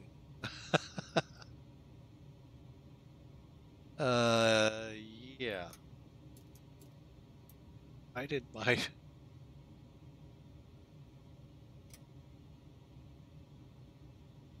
There we go. Get those disarmed. I think it might have been the auto throttle was still engaged. But anyway, spoilers, flaps, auto brake, stabilizer trimmed to 3 units.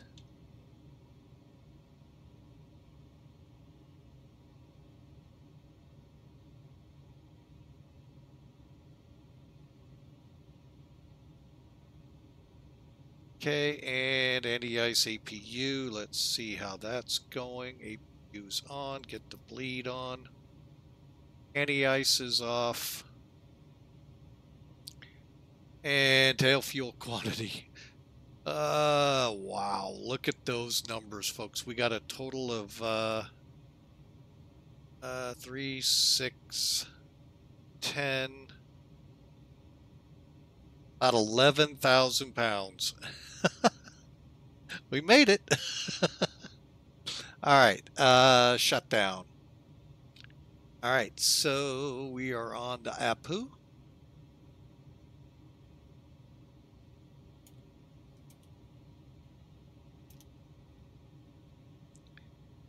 And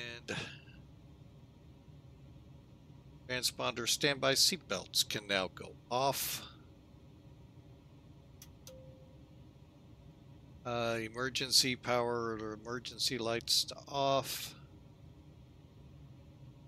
Doors may now be opened. IRS to off.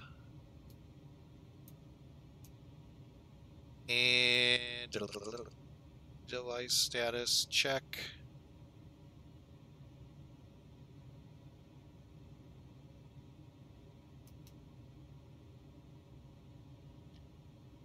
All right, everything looks good.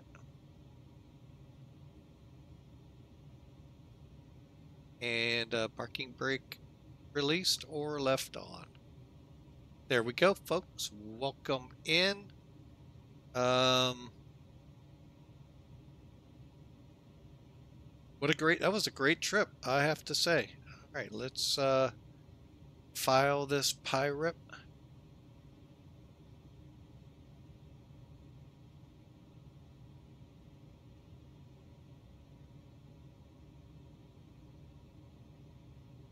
Uh-oh, where's my log? They couldn't file it. That's not cool.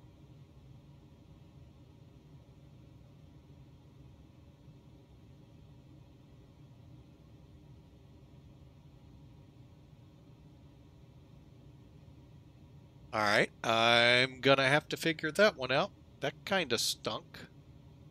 Hang on a second.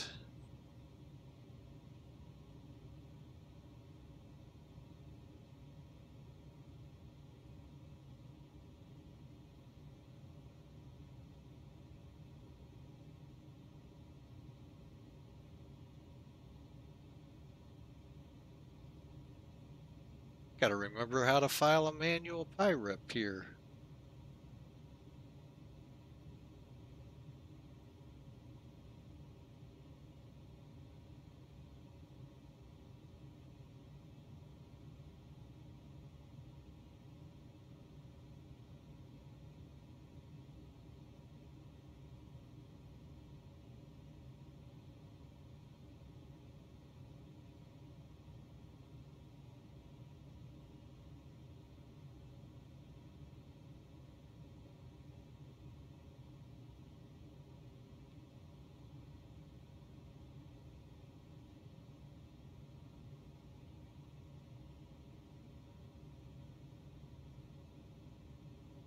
Okay, we'll just go, oh gosh, hang on a second, we'll get that in a moment. All right, not sure, does it say in kilos here?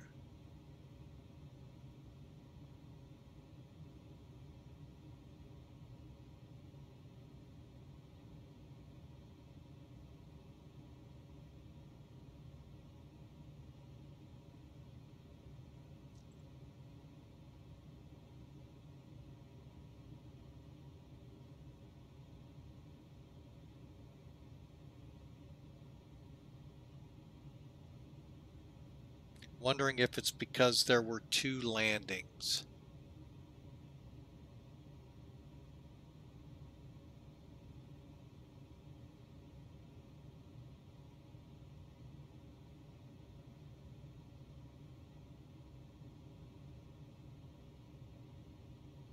right.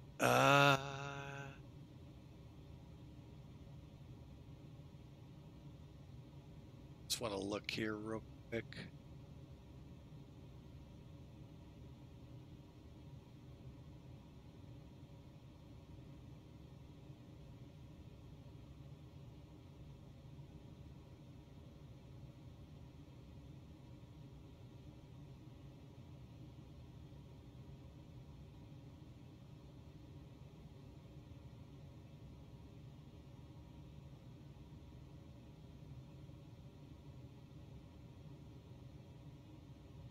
Gonna try it one more time.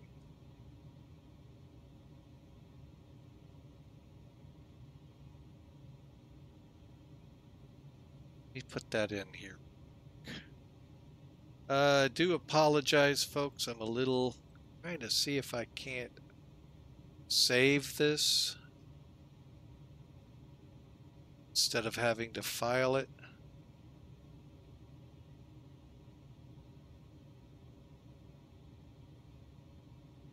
Still could. All right.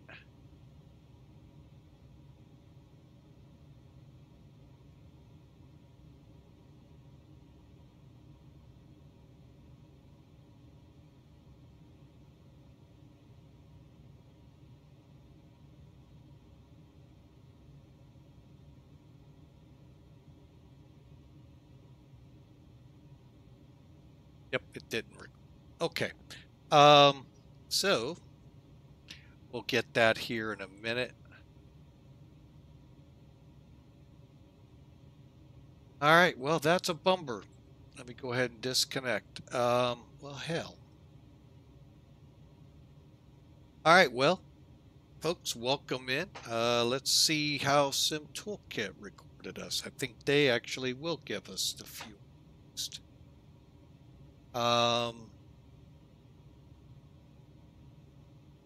All right, hang on. Back to my, there we go, Sim Toolkit.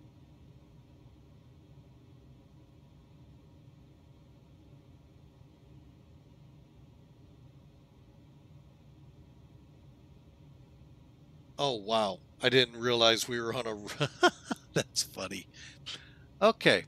So we're looking... Oh, no, you're not. Here we go. Let's wait for them to come back here, folks. They'll be back in a few seconds, and we'll get this briefed out. Thank you for the subscribers that do hear us. And thank you for my indulgence there. They should be coming back online here in just a few seconds here.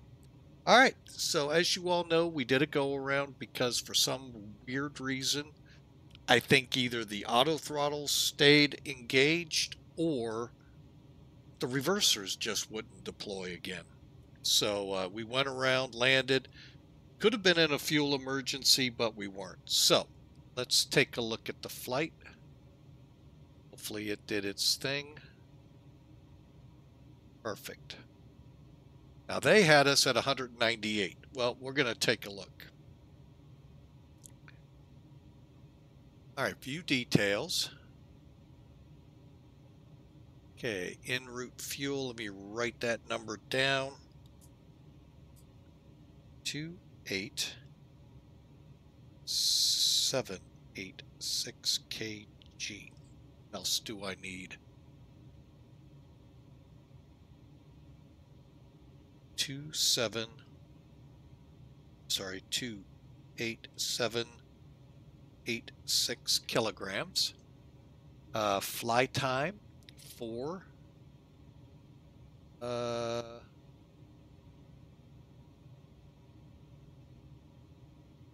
Okay, and route.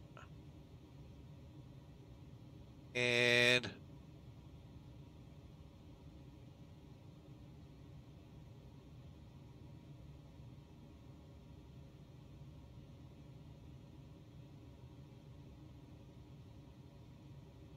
hang on a second, let me get the name of this.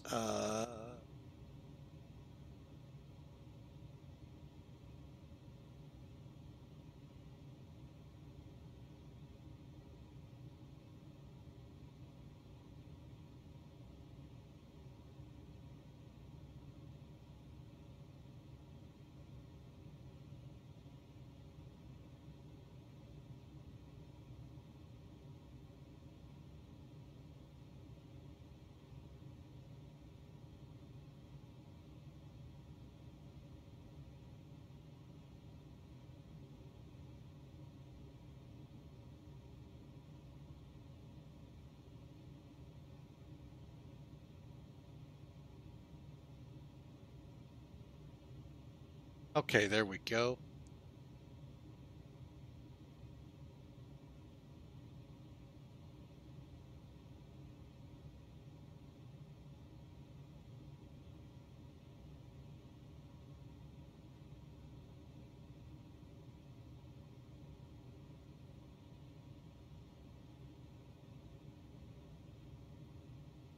All right, so that's in there. All right, so as you can see, 4 hours, 1,688 miles. The second time around, 198 feet a minute. Now, one of them recorded 500 feet a minute. I don't know which one landing that was, but we're going to go with this. How did OBS do this? I didn't even think. Stalled short, didn't make it. All right, well, I had to go around, and if I hadn't gone around, yeah. Well, we had a big MEL popping up there, bad attitude. It's called low fuel.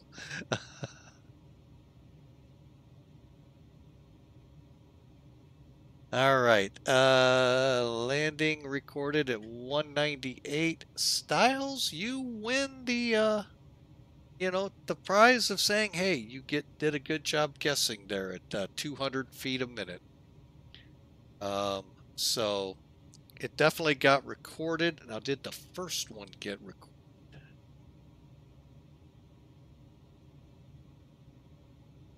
Oh, that was the one. Okay, second one.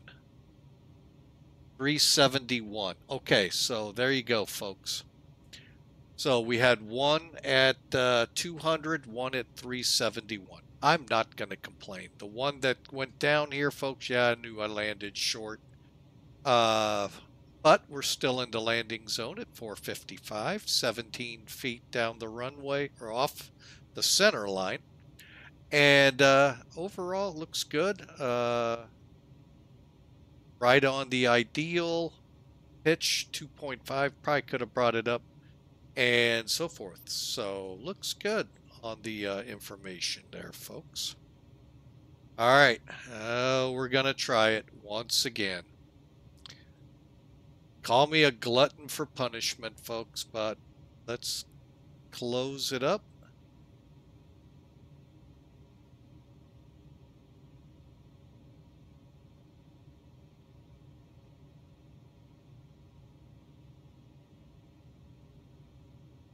Okay, and let's take a look outside real quick.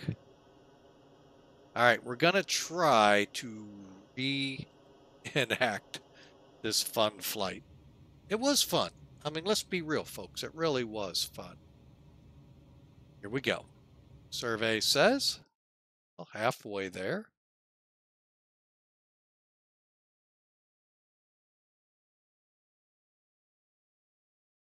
All right, let's see which one we have here. Holy mackerel. I'm gonna get some music going. We haven't had this in a while, folks.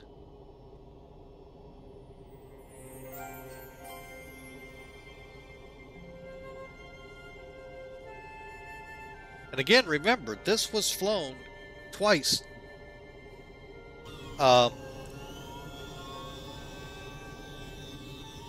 From the downwind on the first attempt.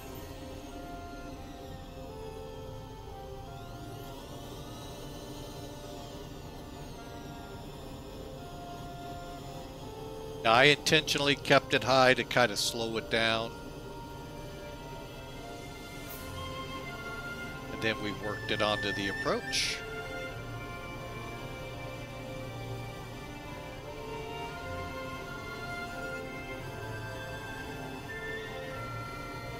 A little closer in.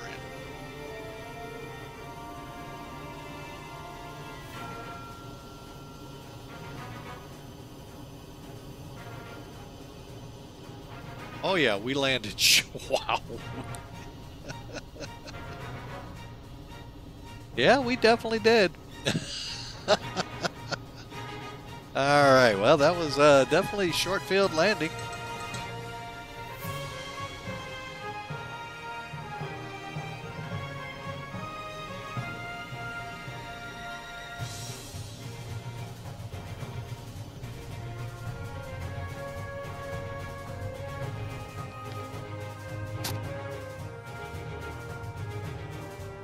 chance of watching from the threshold.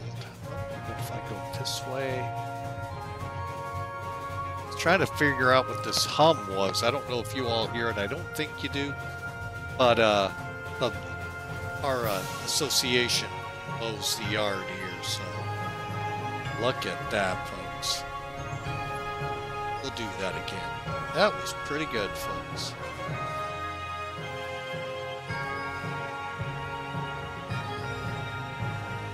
Get ready for your cameras.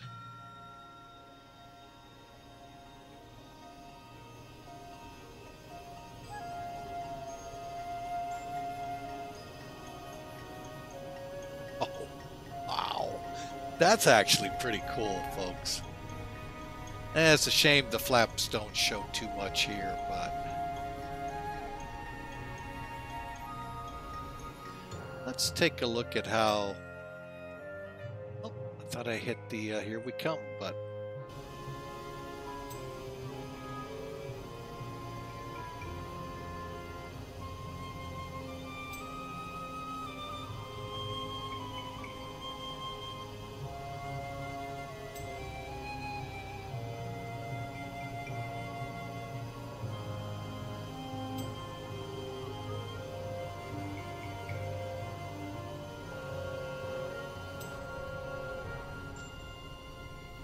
wow. Well, folks, there you have it. Well, we'll watch it from the other way.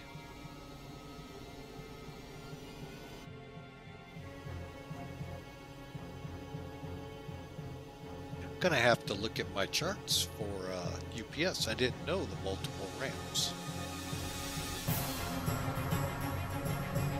Huh. We had them armed. Why didn't they deploy? That's weird. Alright, well, folks, welcome to Louisville. What a flight. Great time. Got to do a go-around because of a technical issue, but let's watch it one more time from the tower.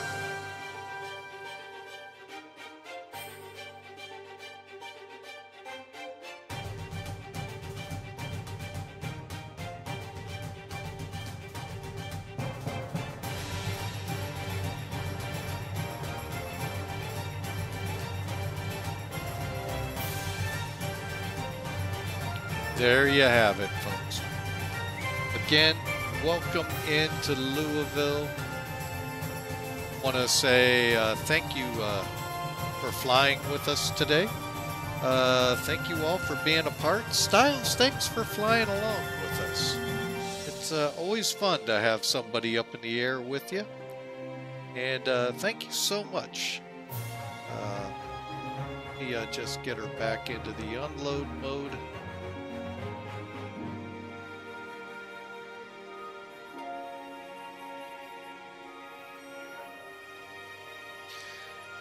All right, well, folks, we're going to wrap it up here today. Again, thank you so much. Thank you to Desmond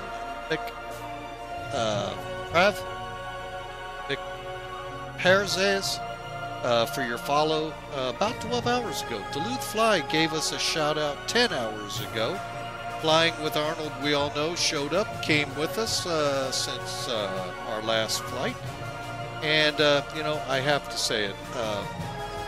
Int'l, thank you so much for the gifting of subs as well as Philadelphia. So we sure appreciate y'all. Folks, I got to work tomorrow. So we're going to call it quits tonight. Hope you enjoyed the ride from Boeing Field to Louisville, Kentucky, home of the Louisville Slugger. We'll send this away, and we'll see if we can't find somebody worthy to take over. God bless. Have a great day.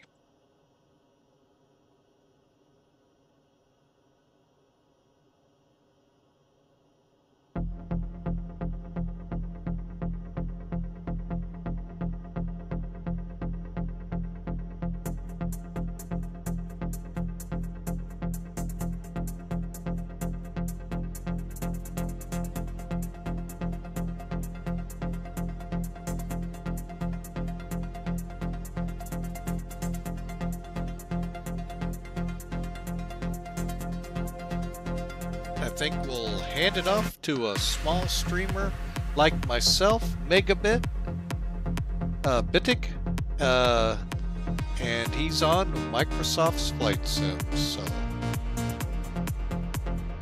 y'all have a great day. God bless. We'll see you Thursday.